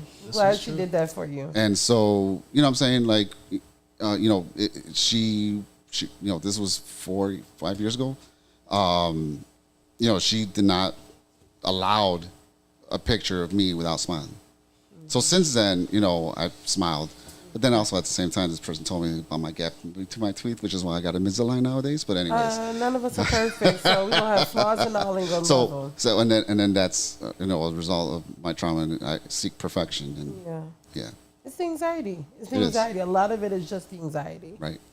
But to your question, T-Kid, you know, yeah, there are other relationships, like the first relationship after my divorce. You know, I'm coming out of this divorce thinking, you know, everything is my fault. You know, I'm the bad person in this relationship. I didn't do enough. You know, I'm not there. And partially correct. I wasn't present mentally, but I did everything else above and beyond. Okay. Got the house, got 2 cars, got the kid, got the dog. You know, got that picture perfect type of lifestyle. One thing you just said, everything you just said was materialistic, not. Yeah. Sorry, I just wanted to point that 100%. out. Yeah. It's materialistic comes and goes. Yeah, 100%. Love, respect, and devotion is something that's earned, and that's definitely something that you have to bring to the table that people forgot about. Yep. It's not about finances. You both could be broke as fuck and love each other and have the best life possible. But, you know, because of social media and everything around, everybody thinks they're Kim Kardashian and fucking Kanye, and they want to go out and fucking act a fool. You know, I got Prada, I got this, I got that. Who gives a fuck? You ain't going to die with that shit, but you're definitely going to die with your dignity. Yeah. And so that was my way of trying to make up for not being present. Because inside me, I was, first of all, I thought my ex-wife was fucking nuts. When whether that's true or not today, I don't know. But because of our relationship issues, we started doing couples therapy. And through couples therapy, I realized, damn, I'm really fucked up. Like I have unchecked trauma, I have unchecked depression, I have unchecked anxiety, and this is back, like I said earlier, where I would go into my phone, look at my bank account every 5 seconds, every 30 seconds, every 2 minutes for absolutely no reason. I know 5 minutes ago I still had $20 in my account. Because it's something you can control. Yes. 100. Yep. Yeah. Yeah. So again, and these are behaviors and things that build up or are created because of unchecked things, right? Yeah. And so finally, that's where my mental health journey started, going through couples therapy. Kind of graduated out of couples therapy, and then, I'm glad you kept it going. yeah, no, I mean, I had to. Yeah. I had to because, again, and even let's just talk about the journey in general, and then I'll get back to T's question about relationships. Go ahead. It was hard for me to even want to, I rejected medication off the bat. I'm like, nah, that's for crazy people. I'm not doing that. Therapy, we'll talk it through and then we'll see what's up, And it, again, through therapy, as we're talking through a lot of these things, a lot of these issues, relationship issues, and then it goes into my childhood, yeah, damn, well, maybe I will take that one pill to see, let's just try it out, see what it works, how it feels. Literally, as soon as I swallowed that pill, maybe an hour later, I felt relaxed. And it's like, what the fuck? I never felt this feeling before. You know what I'm saying? It shifts the chemicals in your brain and things. Big time. It does what it needs to do, but of course it has to go along with therapy. Exactly. Has You to go can't along just with rely on consistency. medication. No. Right. So, and that's a misconception a lot of people don't understand or are not knowledgeable or just don't get taught about, where medication, yeah, you could be on it for life, but it may not necessarily work. I had to switch a couple of times. Yeah, you have to find your cocktail. Right. You got to find out what works. But have you guys heard these commercials? Fucking side effects, might die, Yeah. fucking nausea, fucking thoughts of suicide. Why the fuck am I gonna take this to fix this so I'm gonna get 18 different more? Seriously, bro. Or addiction. I mean, right now, the United States is getting a fucking sued from opioid addiction. You understand? Because so many guys, so you're doing this. Look at what fucking the Vietnam veterans, a lot of them are addicted to heroin because of what? Opioid. Exactly. So you know what I'm saying? So there's a downfall for everything. And is it their fault? No, it's not. And in terminology, it's absolutely the fucking drugs that they were put on that actually created them to be this way. Yep, it's like 100%. feeding a pit bull dog gunpowder. What is it gonna do? It's gonna eat its brain, and it's gonna get fucking mean. That's how they fucking start training them. Yep. For fighting. 100%. And so, like, for example, like I was under Lexapro for a long time, and I was at a highest dosage. And when DJ Anum passed away, I couldn't feel that. I couldn't feel it. I went to his funeral and all of that. I couldn't cry. Yeah. Yeah. Anum. Oh, I thought you said No, Anum. Anum. Oh, shit. From the Desvelados crew. Damn. DJ Anum, rest in peace. Oh yeah. I couldn't feel it. I wanted to cry. I needed to cry it out, but I couldn't feel it because of the medication. And so then, at one point, also I went on a trip with my daughter to Minneapolis, and I forgot my medication, and we were out there for 4 or 5 days. By the 4th day, dude, I swear to God, I felt like a heroin addict, fiending for fucking something because I felt sick. Like I felt physically sick, and luckily I was able to transfer. Those medications too, you have to wean off. That's why you still go to your. And that wasn't the purpose, right? You just left it and you were on vacation. Yeah. But yeah, it does have some of those effects too. So. Right, and there's people, what I'm saying, that they don't realize that effect, or in some cases, got friends of family that they get addicted and they just overdo it because they feel whatever effect it does to them, they just want that effect. So yeah, you got to be careful. You know what I'm saying? And exactly what you said. There's just so many side effects, and you got to watch out. Yeah. I mean, it's again, it's not. I'm trying to figure out the way to word this. Well, while you forming your sentence, the reason why I asked I don't Chris. want to get sued. The reason why I asked By the Chris. manufacturer. We didn't even put up the discrepancy. I know. I forgot the disclaimer. My bad. The reason why you call it disclaimer, I call it discrepancy. he's stupid. The reason why I asked Chris that question because, like Al mentioned, he liked to joke about me not finding anybody and stuff like that. It's not a joke. It's not a joke. It's not, bro. I swear to God, I got me and Nez. We're working on some shit with Mom. And the Dominating Six Wives too. Remember that right, episode? Remember that episode? That was funny. And then afterward at the Club Romo show, remember that one too? No, the reason why I asked Chris that question. Anybody single like Black guys? Shut up. The reason why I asked. Message. He's got a good job. He's got Mute your mic. Send me some nudes. No, The reason why I asked He's got OnlyFans for foot pictures. The reason why I asked that question because Lotion. well, I'm gonna mute your mic. The reason why I asked that question was because the incident when I got shot at, right? I don't remember me telling you, but I remember You shit yourself. No, I did not. I would have. Well, I ain't gonna lie. But what happened afterwards, because I remember I had the doctor's appointment that following week afterwards, and I told my doctor what happened, and he said that I should go talk to someone about it. So he referred me to a therapist that was really close to my house, walking distance, and honestly, I went for like 3 sessions, and it didn't have an effect on me. I'll be honest with you. Well, I bet you that bill did. Okay, That but bill had an effect on you. no, I'm joking. but it didn't really have an effect on me, and this was just like after the 3rd, 4th session. And the question, you know what? The event didn't have an effect on you, me seeing the therapist, like, but did the event had an effect on you? it did. Okay. It did. So it got me thinking a lot of things. Like I told you, like a different scenario. It could have went so many scenarios. Different scenarios could have went left, and I probably wouldn't be here.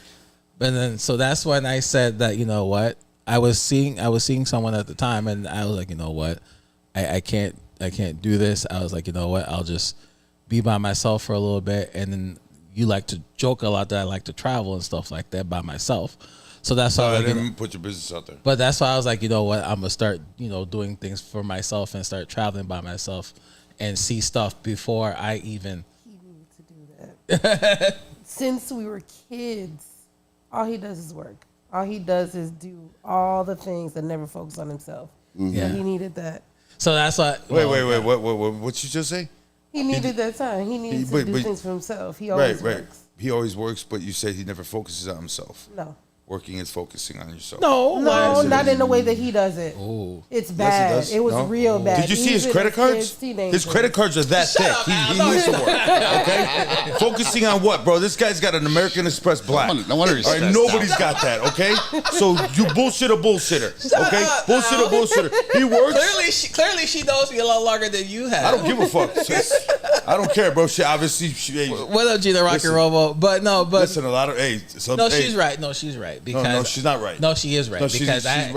She's right. He's single. He's got no kids. He's in his 38 years old. He's got 2 cars. He's got his condo. He's got the house in Wisconsin. No you don't have a condo. What's the one you have over there? I have a That's a fucking condo. You call it an apartment, it's in a condo. He's still a work in progress. So like I said, what 38-year-old could really say that?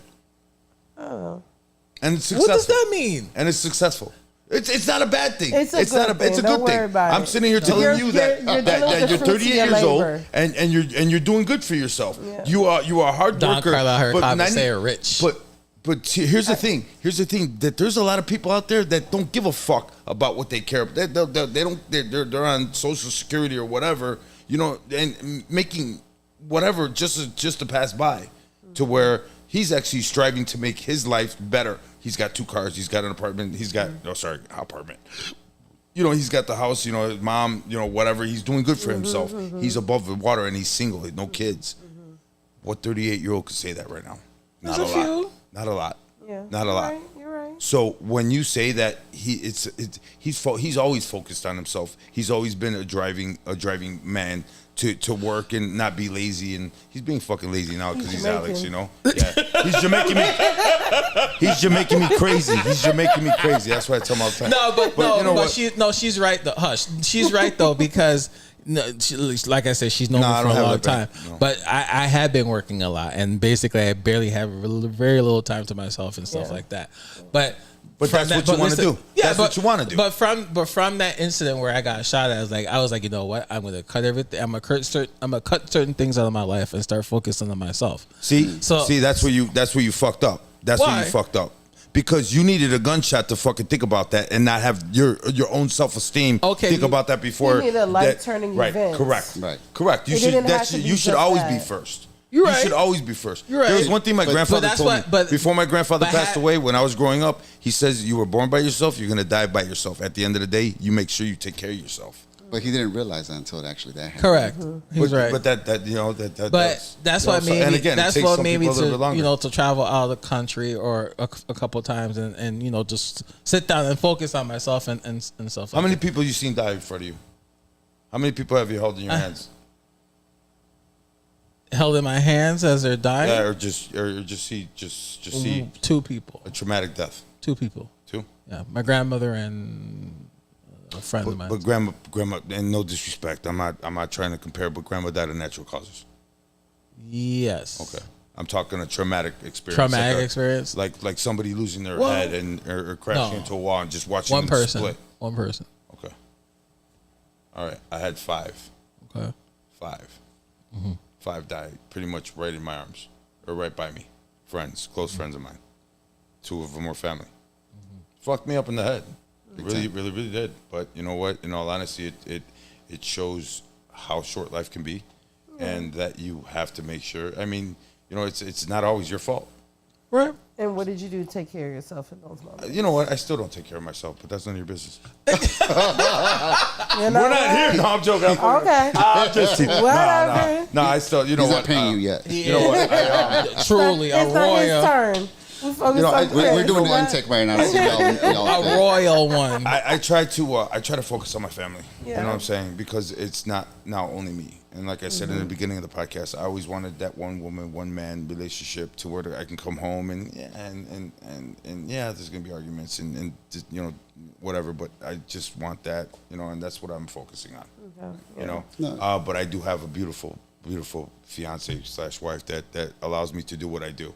And that's a big help in a DJ's career too, as well, is to have that significant other that's got your back at 100%, not 90%, not 85%. It's got to be 100%. Trust has got to be there.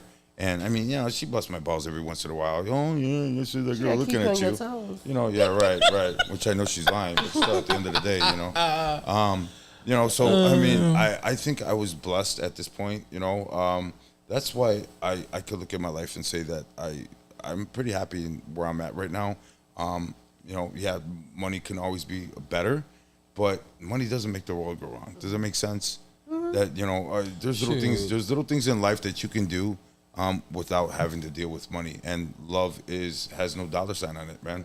That respect, that love for your family and your priceless. friends. Absolutely. There's never a dollar amount on that.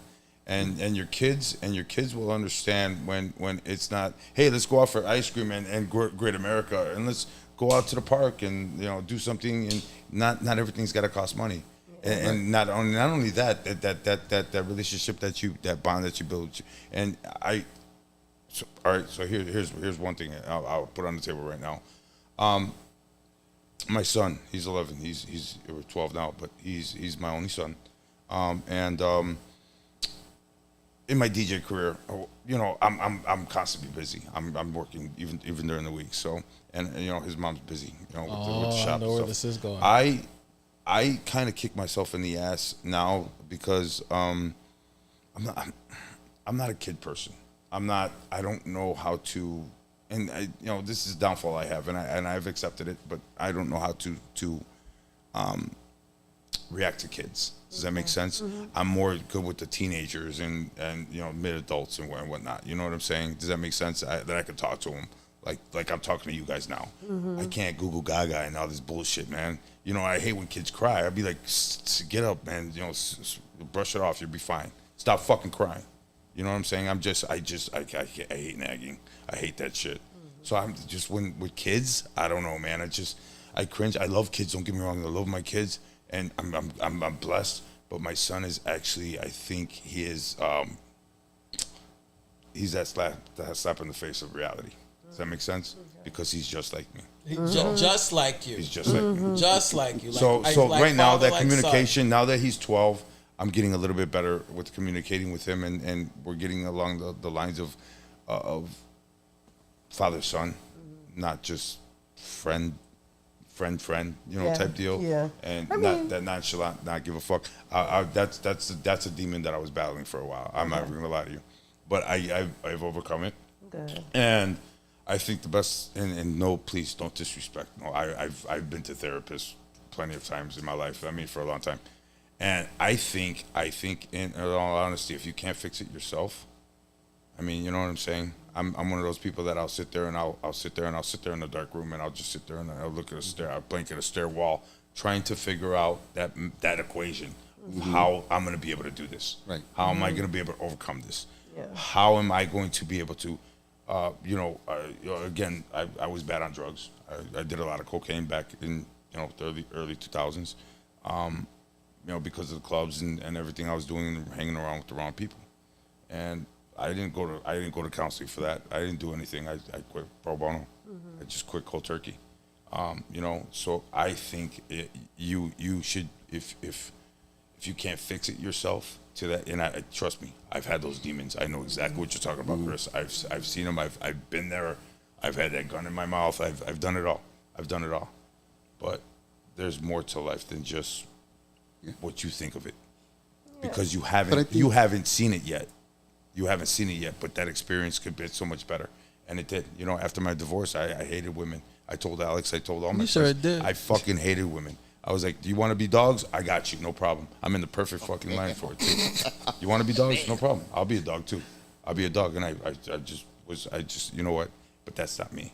So I had to take a step back, and I had to reevaluate myself and say, hey, listen, if you want to move on in life and you want to be that happy guy with that one girl, that one woman, don't bring your fucking bullshit to the next round, okay? Right. You're gonna have to take that bullshit, and you're gonna have to and trust me. I have trust issues. I should say I had. And But, everybody's going to deal with things in different ways. Therapy is Different just a avenues. way to deal with it. I feel so much better It's a talking to you right now. choice for somebody. So Really? if that's not your choice, then that's fine. But you still going to have to find the things that you need to Right. move The things that make you forward. happy, correct. Yeah. You know what? Right, so- And my wife and my fiance slash wife Vanessa, she told me that. She goes, before I make you happy, if you can't make yourself happy, how am I gonna make you happy? There you 100%. go. How are you gonna make how if you can't be happy with yourself? And yeah, granted, I had a facade for a long time. Everybody, and when I did start breaking down to certain people, people look at me and be like, bro, I never knew. I never knew. You always had a smile on your face. You would never talk about anything. mask. It's like, right, absolutely, Yeah. absolutely. And then I just posted something on Facebook. The guy with the biggest smile has the most problems. The guy who's always joking. Like I said, man, it's just Fucking crazy. the divorce and separation was a fucking joke, man. Yeah, no. I literally, it was a joke because at the time I was DJing for Southside Ignoramus Quartet, which is a small group that David Pintor and a few other people put together. It was a summer thing where we did a show in the backyard inside a tent, and it was an improv show. And so I would DJ in the beginning, at the end, and I was part of it at the end, to the point where we had a skit about my divorce, and because that was the way I coped with it. Like, things were so fucking ridiculous. I think we even did a web series. Yeah, we did a web series that it wasn't released, but Kinda in one of sick. the scenes, I'm just depressed as fuck, and I'm there with one of my friends, and she's like, man, dude, like, you all right? And I just started blabbering. I just started talking. I'm like, yeah, dude, fucking, I went to Walgreens to get my medication because I'm really depressed and shit like that, and they fucking gave me my wife's birth control. Oops. And dude, I've been fucking, my pull-out game's been strong for fucking 9 years. Wow. You know what I'm saying? So I mean, that's a joke, right? I mean, but it actually did happen. But anyways, That's how you're coping with it, using that's the jokes way I and cope with it, humor, with yeah. fucking jokes. And so it got me to the point where, and probably right now, I'll probably get sued next week, but for talking about this in social media, and I put my business out there like that as a fucking joke because it got so fucking ridiculous. But there's balances, right? And there's checks, and I didn't get checked, and until I got checked, and so eventually I had to stop putting it out there like that. Yeah. Eventually I had to realize, no matter how much I joke about this, no matter how much how funny and ridiculous this shit is nobody else's business. Yeah. You know what I'm saying? And so to your point and T-Kid's point, maybe seeing a psychologist, seeing a therapist may not necessarily be the road, Like, wow, you literally dealt with things very differently. Other people deal with it with going on trips. Other people deal with it writing in journals. With me, for example, like I've done it all. Literally at certain points of my life, I was very religious to the point where I almost fucking wanted to become a priest when I was a kid. Then I realized I'm like, that ain't the route I want to go to. But and this is again why, like now I'm realizing, at least again being diagnosed with complex PTSD, it's physical, like it's super physical for me. I feel it in my shoulders, I feel it in my arms. I feel really great after a workout. You know what I'm saying? I'm able to not only release things, through sweat and but I'm able to mentally release things as I do exercise or do some meditation, breathing exercise and whatnot. So there's different avenues, and it may not be a one size fit all for everybody. Yeah. I think, as of late, there's been a lot of push to do therapy, go see a counselor, and all these different resources that are available. But it may not necessarily be it. Some people focus on just exercising. And they feel way better after doing, a run after they getting frustrated, after they got frustrated or whatever. The tools in your toolbox is different than ours. Yeah, 100%. Same for I myself. hope so, pervert. Same for Alex. Stop it. Why are you talking about toolboxes? Pervert. Stop it. LD, what's wrong with you? Real quick, I posted something in the comments. If anyone had any questions for Chris or Dr. Althea, drop them in the comments. Damn, that sounds so fucking elegant, Dr. Althea. I have a question. I have a question for both, doctor and Okay. I just remembered before I forget. Hey, earlier you were talking about you don't want to take anything for sleep, right? Yeah. You have allergies? Yeah. Benadryl's perfect. What the? It knocks you out, bro. Knocks you out and fixes your allergies. So there you go. There's your sleeping problem. There you go. I'm just saying. Hey, see? Who needs a doctor? I got you. The other Dr. Al right here. Right? Street pharmacist. No, he earlier today, he called me. He's like, I'm taking a Benadryl. Call me back in an hour. That's what he said. No, I took a Benadryl. I'm an idiot, and I was working and I was sweating outside. I was working because we're gonna go to Wisconsin. He said call me in an hour. My eye was starting to sting. I was like, what the fuck, and watery, and my allergies started going crazy. So I ran inside and I was sweating, so my eyes were all So I turned around and took the wrong Benadryl. Took the nighttime, not the daytime. Dumas. You couldn't see. I couldn't. I can see now. No, yeah. So if anyone had any questions for Dr. Althea and Chris Lara, drop them in the comments. Jonathan has a question for Doctor here. How have you not kicked Al with him being in front of you? Mind your business. Her legs are short. Her legs are short. She can't reach. Oh my God. I tell her how it is. I'm a loving asshole. Remember that. I'm a loving asshole. She look at the. She looks like My feet are on a box. She reminds me of oh god damn, what's that Chris? The guest that we had on the show. No. He's a comedian. He's a short guy. Kevin Hart. Yeah, Kevin Hart. So I have a question for both Althea and That's Chris. fucked up, Jonathan. That's fucked up. So And she got chanclas on, so she can't kick it. She'll hurt her toe. Should take it off. So She got nails. Oh shit. Hey, you Jamaican too? yes. Yeah. Oh, so you got that boomerang chancla. I got you. I'm telling you, guys are neighbors.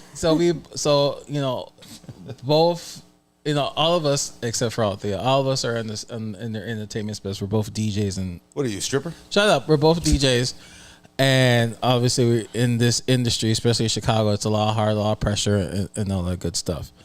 Do you think? Obviously, we've been DJing for a long period of time.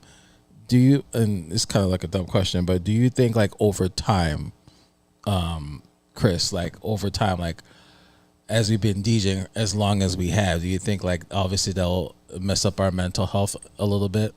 And the reason why I say that because the pressures of in this industry and stuff like that, most people can't overcome or balance. Like Althea mentioned earlier today, everything is a work in balance.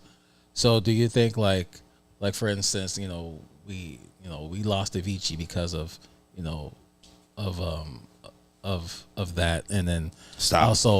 What? Stop. Can I finish? No. You can't finish because you said something right now that really bothered me. What? That we lost Avicii. how can we take blame for somebody else's downfalls? What do you mean? So we didn't. We as a person, we lost Avicii. As a person, we lost as a person, but you can't take blame for what happened to him. What do and you that's mean? kind of how I took what you just said. Am I right? What do you mean? But you can find. There's a word I'm looking for. Like when Michael Jackson passed away, there was billions of people that were crying and going crazy. I get it. Did you watch the Avicii documentary? No, I did. Okay. I get it. But at the end of the day, don't blame yourself for somebody else's actions per se. No, that's not what I'm trying to say. Okay. I just wanted to make that clear because the way you said it, I took it that way. No, okay. That's why I'm just saying I took it that way. I'm not. So no. if I took it that way and I'm in front of you, I can imagine somebody else listening. They'd be like, "I'm sorry." No, it's not that. But like the pressures. You understand? I know the pressures in the game of you. Like you never know. Like you mentioned, like you never know what person is going through. Like Robin Williams or Avicii, and those entertainers that pretty much lost, that we no longer with us because of their own struggles and stuff like that. So my question to the both of you guys, that like over time we will have like what's the one we're looking for? You want to do this once a month? We got you. Yeah, we got you. The word I'm looking for is like we always get our minds are always right. Like we always have to like. Are they? They're not. Our mind's not always right. No, it's not. Your heart is. Okay. You feel it with your chest. Okay. Our mind is not always right. So how do we,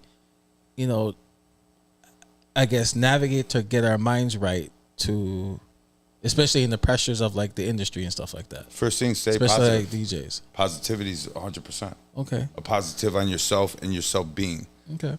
Because without that positivity about yourself, how are you going to be, again, just like my wife said, how are you going to be positive? If you can't be positive about yourself, how are you going to give anybody else positivity? Okay. Like, go get a tiger.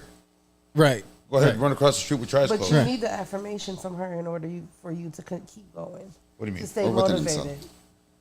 To recognize that, right? And to use it as No, a because after she said that, then I told her, fuck you, I don't need you Oh anymore. my God. Thanks for that, babe. Because now I don't need you anymore. Appreciate it. Like Don Carlo commented, he said that the pressure. I always need my wife. He said the pressure. Don Carlo said the pressure is real, but also once you get to that level, they treat you like royal. Anything you want, they could give it to you. Sorry, we're not Don Carlo. Oh, stop it now. But my question is for the both of you guys, like, how do we try to maintain to get our minds right? I think exactly. Be healthy. Being healthy by talking about it, right? Being reflective, being intentional about what you're doing, allowing others to see you vulnerable.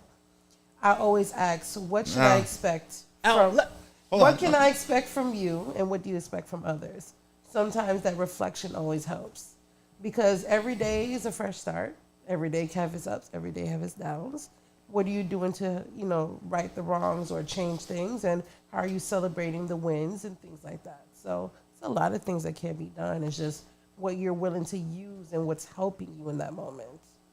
No offense to Clarence, I love you, bro. I do. But alcohol, when you're into a traumatic experience, and sometimes, people that are going to do traumatic experiences tend to use alcohol as a Band-Aid instead of which is the unhealthy coping strategy. Which is correct, and which causes demons and stuff like that. So sometimes just having your open ear right there, without alcohol or drugs or anything like that would help out. And here's another thing I gotta put out there. If somebody's gonna talk to you, let them talk to you. Don't start sitting there digging. And if you know something's wrong with somebody, say something. Say something.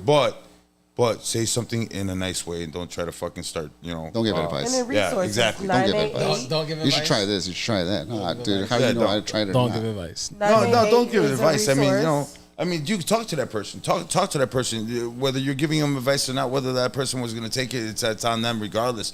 But at the end of the day, don't start trolling for shit, because sometimes that will create an enemy as well too. Don't start trolling for shit. That's really not there, because you can fuck somebody else in their head and start putting more stuff in that person's head. Does that make sense? Yeah. So let me add on to that. So I've been in this state of mind where I'm tired of talking about it. You know what I'm saying? Like, the time that I wanted to end things was the time I had a tumor in my head, and just going through the endless amount of doctor appointments, MRI, CT scans, blood work, doing this, not knowing whether or not I have cancer or not, doing all these biopsies and shit like that. Like, dude, it was a lot. And I got to the point where I was just deeply depressed. Earlier, you were talking about, the playlist or song that my song was Chandelier by Sia. Oh, wow. That was like if I'm going to end things, this is the song I'm going to end it to. And so, you know what I'm saying? Like, yeah, I could have reached out. Yeah, I talked about it a lot. I had friends at the time a group of friends that kind of helped me out through it. And, again, I got tired of talking about it. I've been talking about it my whole fucking life. I've been to the blue in the face talking about it.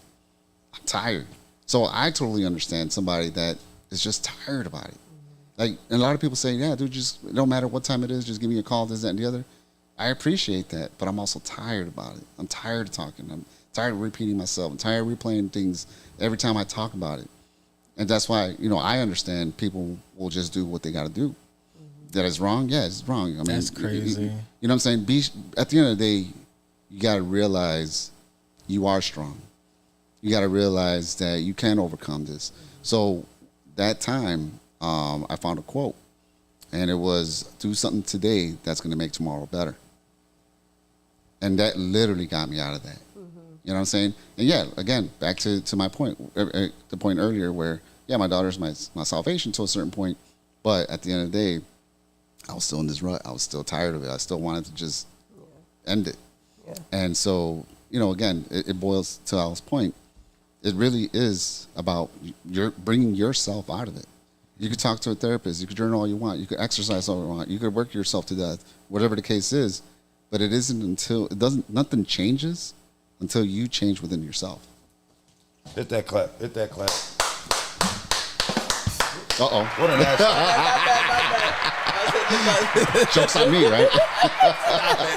My bad. Hit the wrong button. Yeah, dude. You're not gonna be able to get out of that heroin addiction or the addiction to whatever or something like that unless you're strong enough to pull yourself out. You can go to doctors, you can do whatever you want, but if you're not headstrong, you ain't going nowhere. So unfortunately, it is what it is. So I'm going to piggyback what Chris said. So he's saying that you're all basically, you're saying you're all talked out. So then, like, what other alternatives can you do then if you're all talked out? I don't know then. I mean, to me, like I said, that quote is what got me out. For me, reflecting on what is my child going to do when I'm not around is what got me out. You know what I'm saying?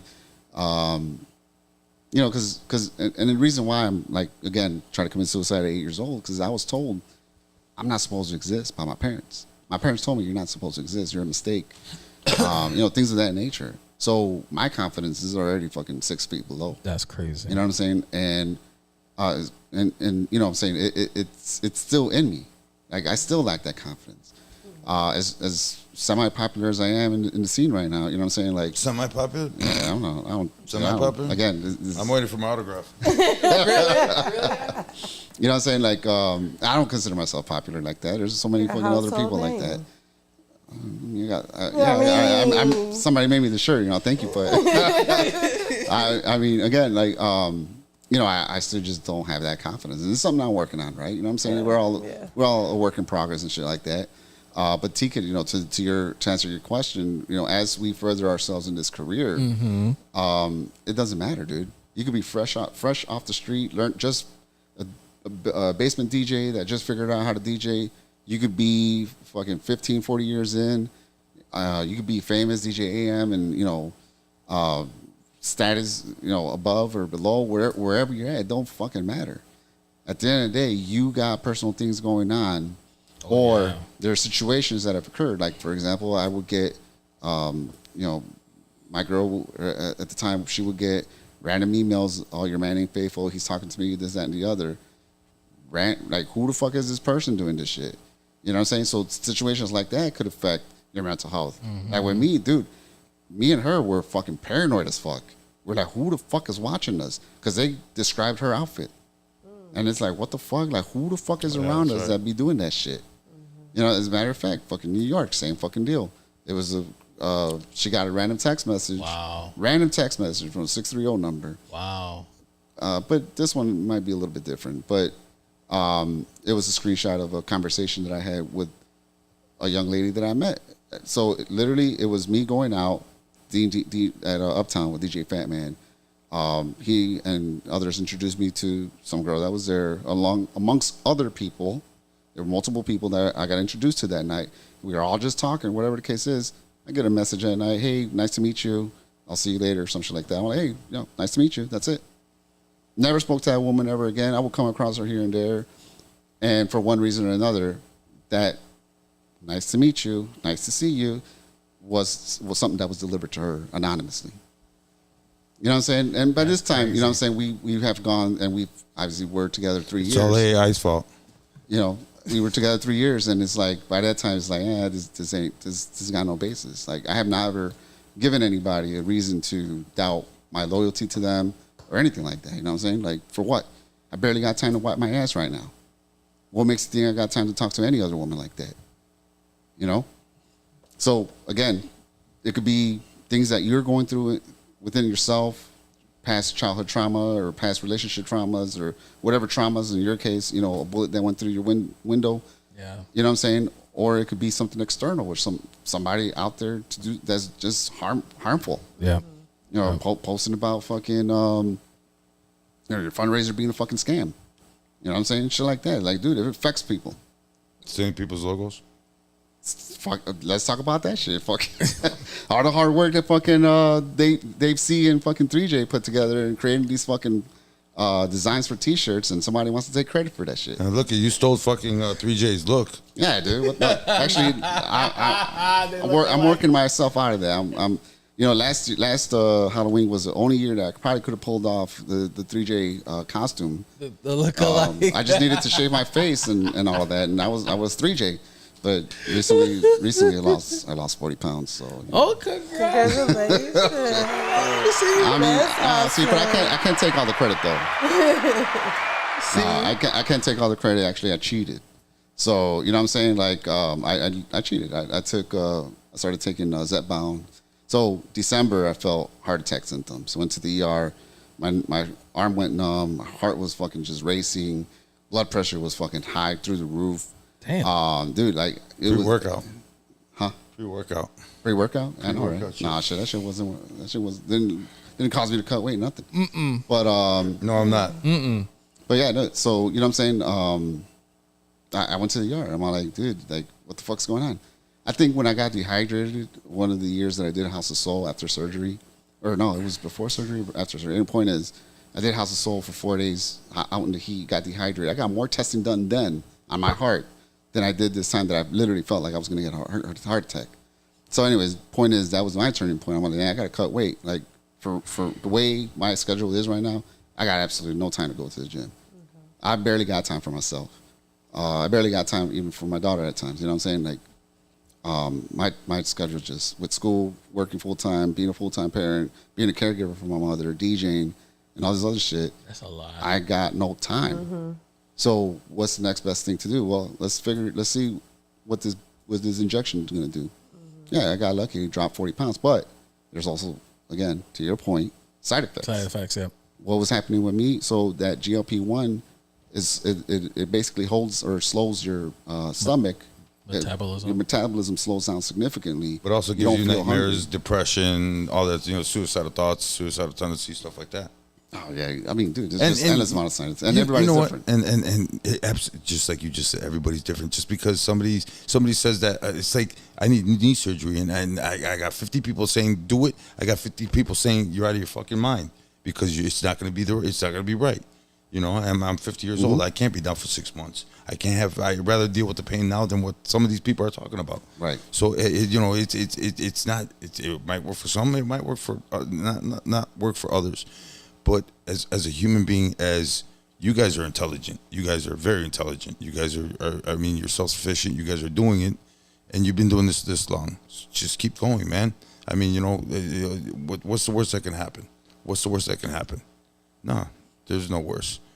I mean, the worst that can happen is you're no longer here. Right. I mean, and what's that? What's that going to do for anybody?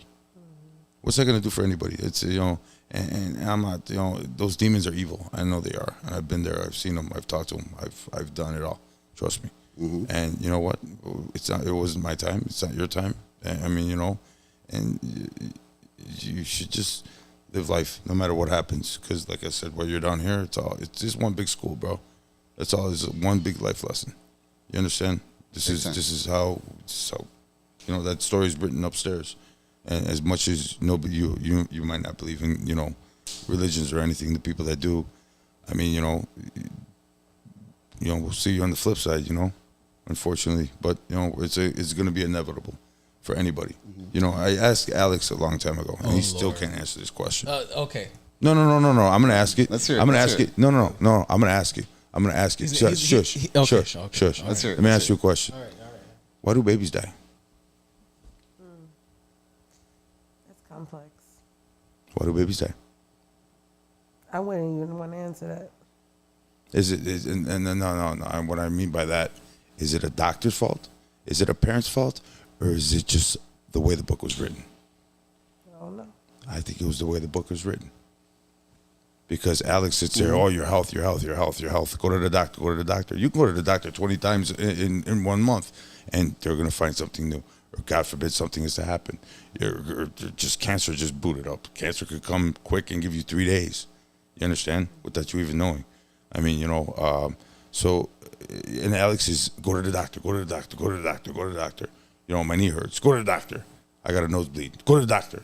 It's like, I got a headache. Go to the doctor. It's like, bro. Yeah. It's like, slow down, bro. It's like, dude, the doctor's not going to tell you, shit. You look out for it. You understand? But if it's, there's a reason why the doctor asks you what's in your heritage.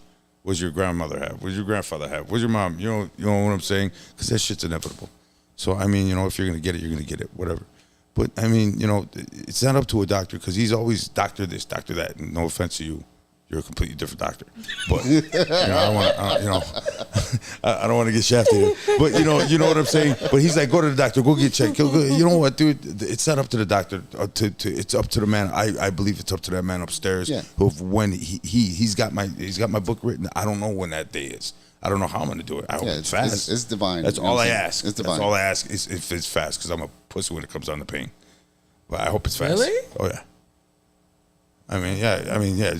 Dude, I'm talking, my first motorcycle accident, I had to pick my T-shirt out my back. Right. Fuck. They had to pick rocking T-shirt out my back because I was an idiot riding with no helmet or nothing. I'm still here. You know what I'm saying? But it was a life lesson, and that's why I wear my helmet and my gear all the fucking time, no matter what I do. Safety I don't care first. how hot it is. And that was another reason. I was going to bring the bike here tonight, but then I was like, dude, it's too hot.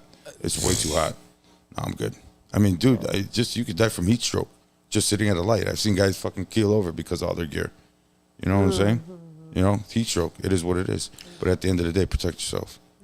Yeah. So, Chris, what's in the future for you? July 4th, I'll be at Humble Park with Microdot. He's throwing something there. Where we at? Here, let me show my calendar now. Yeah, this weekend is the 4th. Damn, already? I know, right? All right, so yeah, I guess I'm doing that on Saturday. It's the 4th, yep. So let me see here. We got Underground Elements Cicero Fest, which is the 10th and the 11th. July 10th, yep, next weekend. July 10th, 11th, that's next weekend. We got Taco at the Mouth Fest. I know the lineup hasn't been announced, but pretty excited for that lineup. Me too. I don't know who's in it. It's a big mystery right now, so I don't know. Clarence and Freddie, you gotta hustle up. You got people saying, "Oh, I'm in it," and they're not in it. Right. You got people saying, I'm waiting for that. So and so is in it, and I'm we don't waiting know for that lineup too. Freddie and Clarence. We're actually gonna have them on the show in a couple of weeks. Oh, that's right. Yeah, that's exactly what I was saying, Vic. Yeah, that's exactly. It's no human being in this world has the authority to tell you, when it's your time. So that's what's new. That's exactly what I said. That's what's new for you. In the DJ world. How about you personally? And then there's also, so it hasn't been announced yet, but I'll be doing Masadas on Wednesday the 15th. Oh, what? So. Wow. Okay. So, yeah, we gotta go pay him a visit close to the house. You have Adobe on Wednesdays. After. Okay. Yeah, Masadas open to what, 3? 2. Wednesdays is till 2. Yeah. 2. Okay. So and then be good to go see all these guys too. Okay. All right. Let's go. And we actually going to have open decks for DMC over here at Simone's for Sunday afternoon groups. Oh, so wow. That's July 19th. So, I mean, we want to do, I don't know, 30 or 45-minute time slots, first come, first serve. Just show up, sign up, and sign up jump now. out. Sign up now. All right. So I'll start off the list. Yeah, we have Clarence and House 13 in a couple of weeks. Couple of weeks, next week. Next week's the 6th. Oh, shit. Why am I thinking it's already July? I don't know. We're almost there, dude. We're almost Tomorrow's the there. last day, right? We're almost there. Tomorrow's the last the day. 4th is this weekend, isn't The it? 4th is this weekend. Yeah, we're right Wednesday's there, the bro. We're right there, homie. Wednesday's the we're first. at the home I know. stretch. We're almost there. Fuck We're you, almost Rabbit. This is a turtle race. So, Yeah. and then on your working on yourself, what's new for you, dude? Yeah, so what I'm saying, like I just like I mentioned, this year I switched therapists. I am working through a lot of things. There's a lot of growth. I think that we could never stop growing, never stop evolving.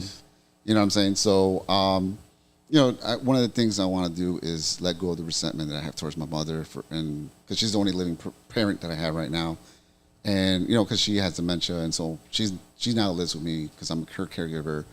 And so, what I'm saying, I don't want to have her life end with me still holding resentment. So that's one thing that I am working on right now.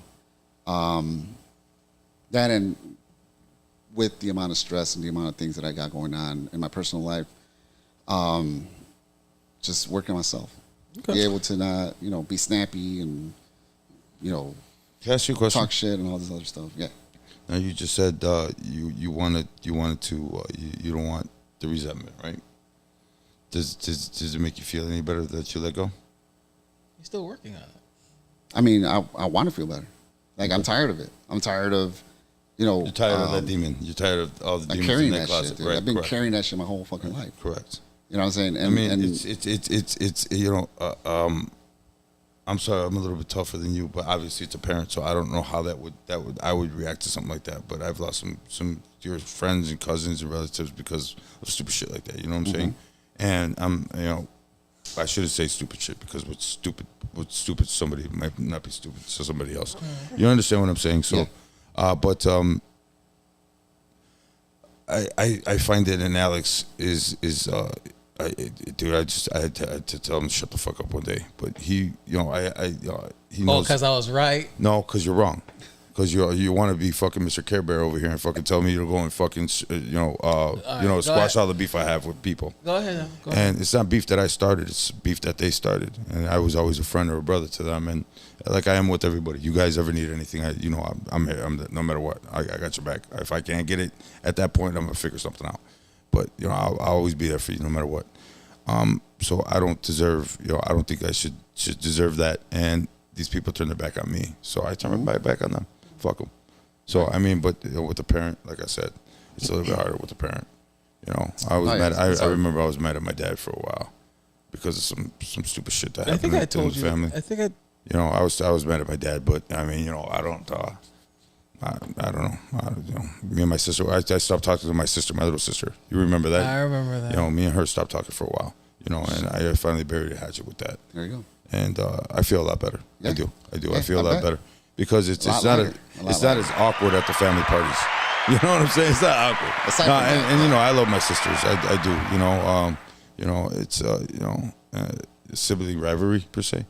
We're all 5 years apart. I love my sisters to It's all death. blood but, at the end of the day. It's just but at the end of the day, it was difficult. I tell you all the time though, like when it comes to like those beefs that you have and stuff like that. I can't take, just like Chris said earlier, I can't said- take advice from somebody that's his only child. Okay, but Okay, so you can't tell me how to fucking take my sisters. I told you. Coming from an only child that got everything in the world.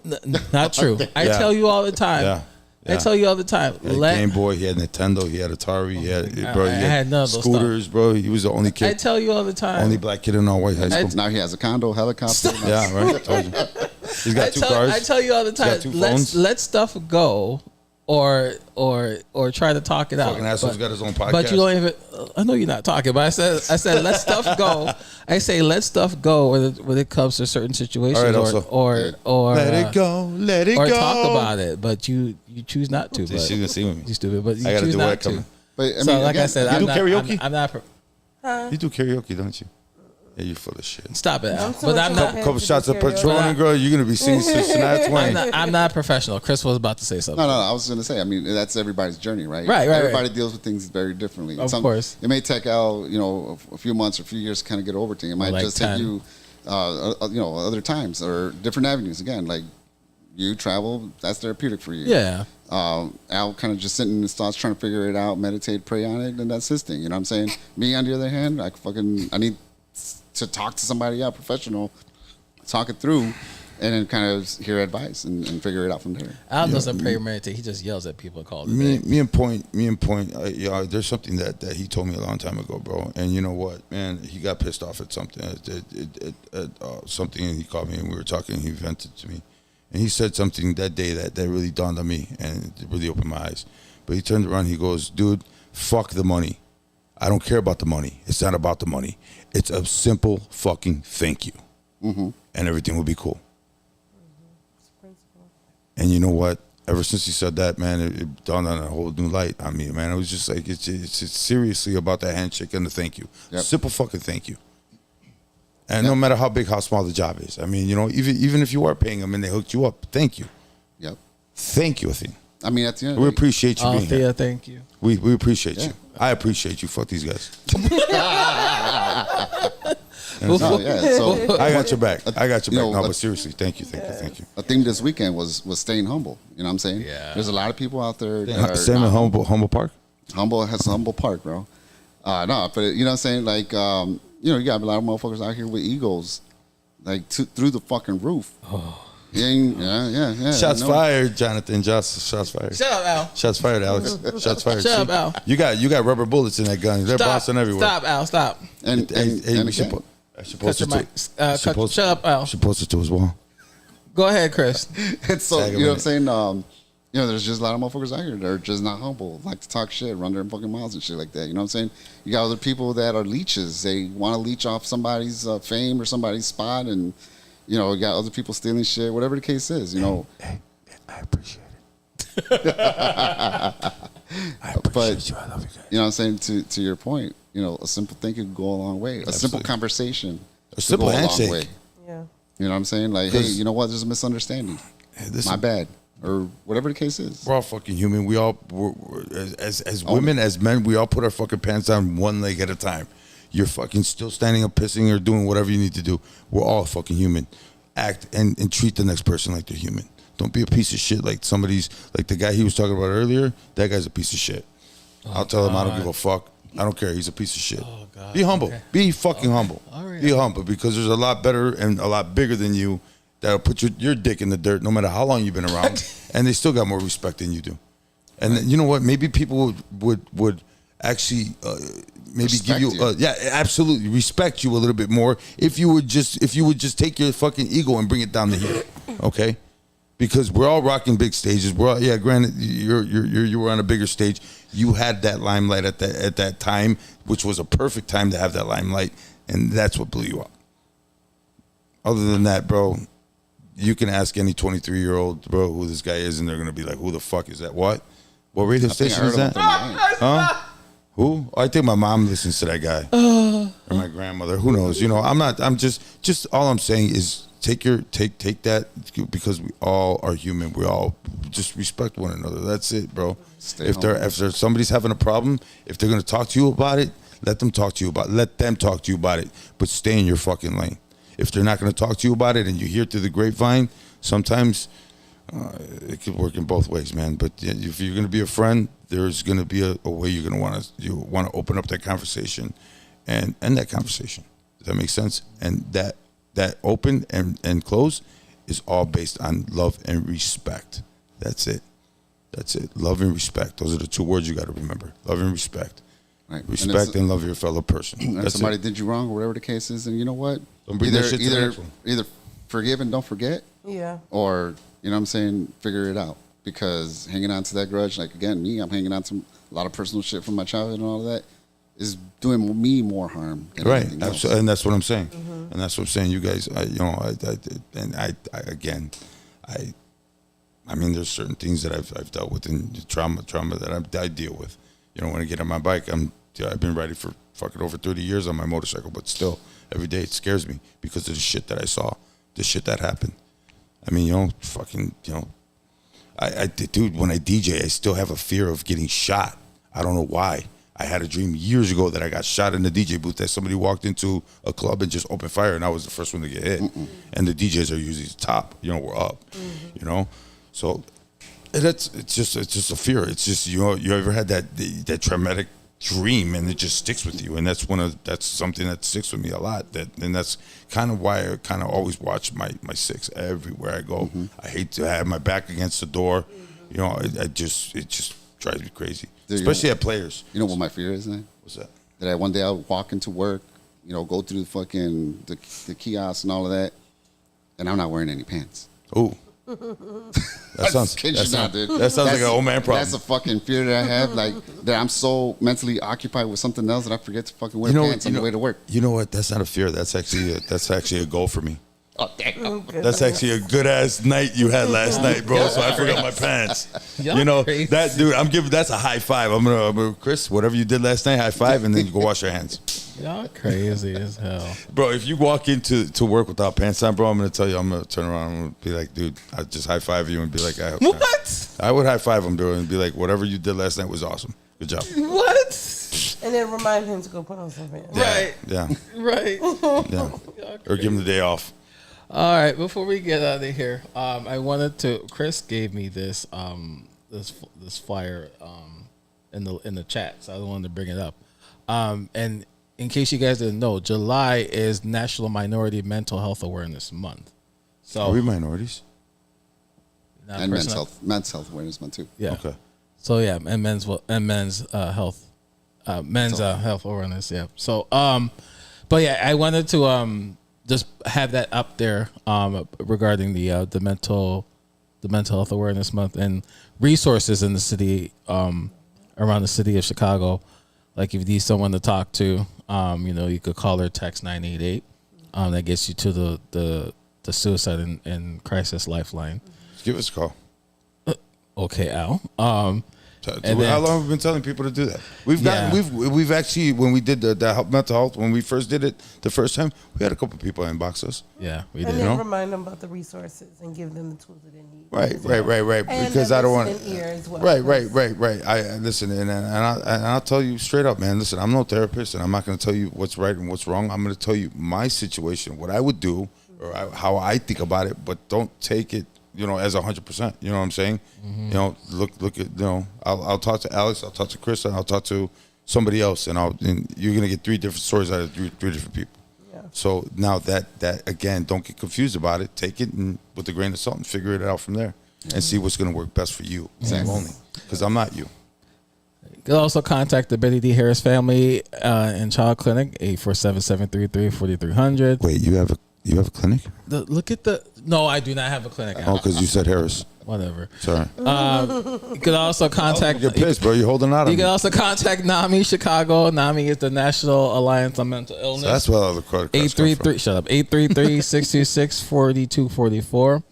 You can also call the Chicago Department of Health 311.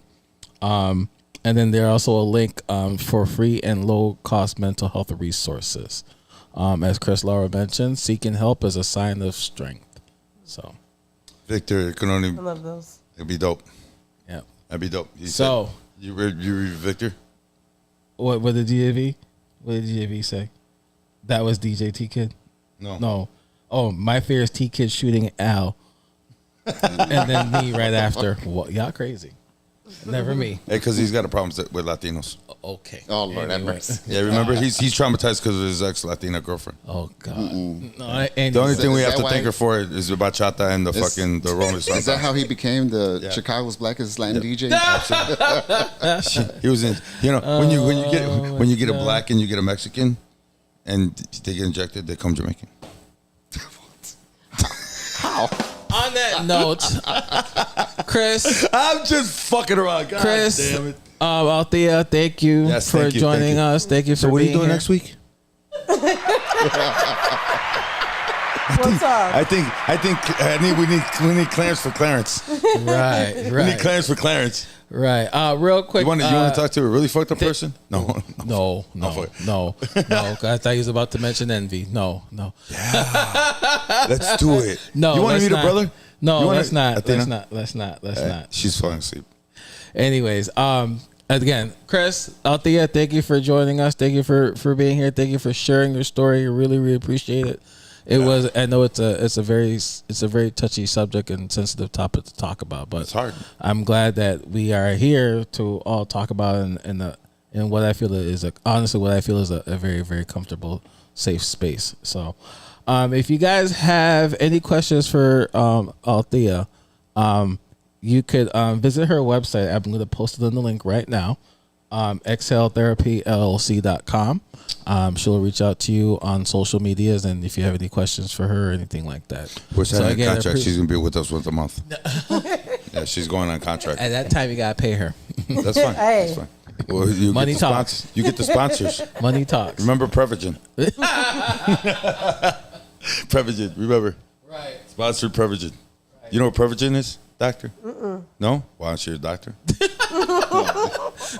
Anyways, yeah, but I again, don't. thank you Stop guys. Thank you both for joining us. I Sure, really for sure. appreciate it. Thank you for opening the house to us, Chris. We Yes. really appreciate Thank it. you for dinner. Thank you for your thoughts. Thank you for your stories, man. I mean, it's just, you got to understand something that you think you're the only one going through something. You're not.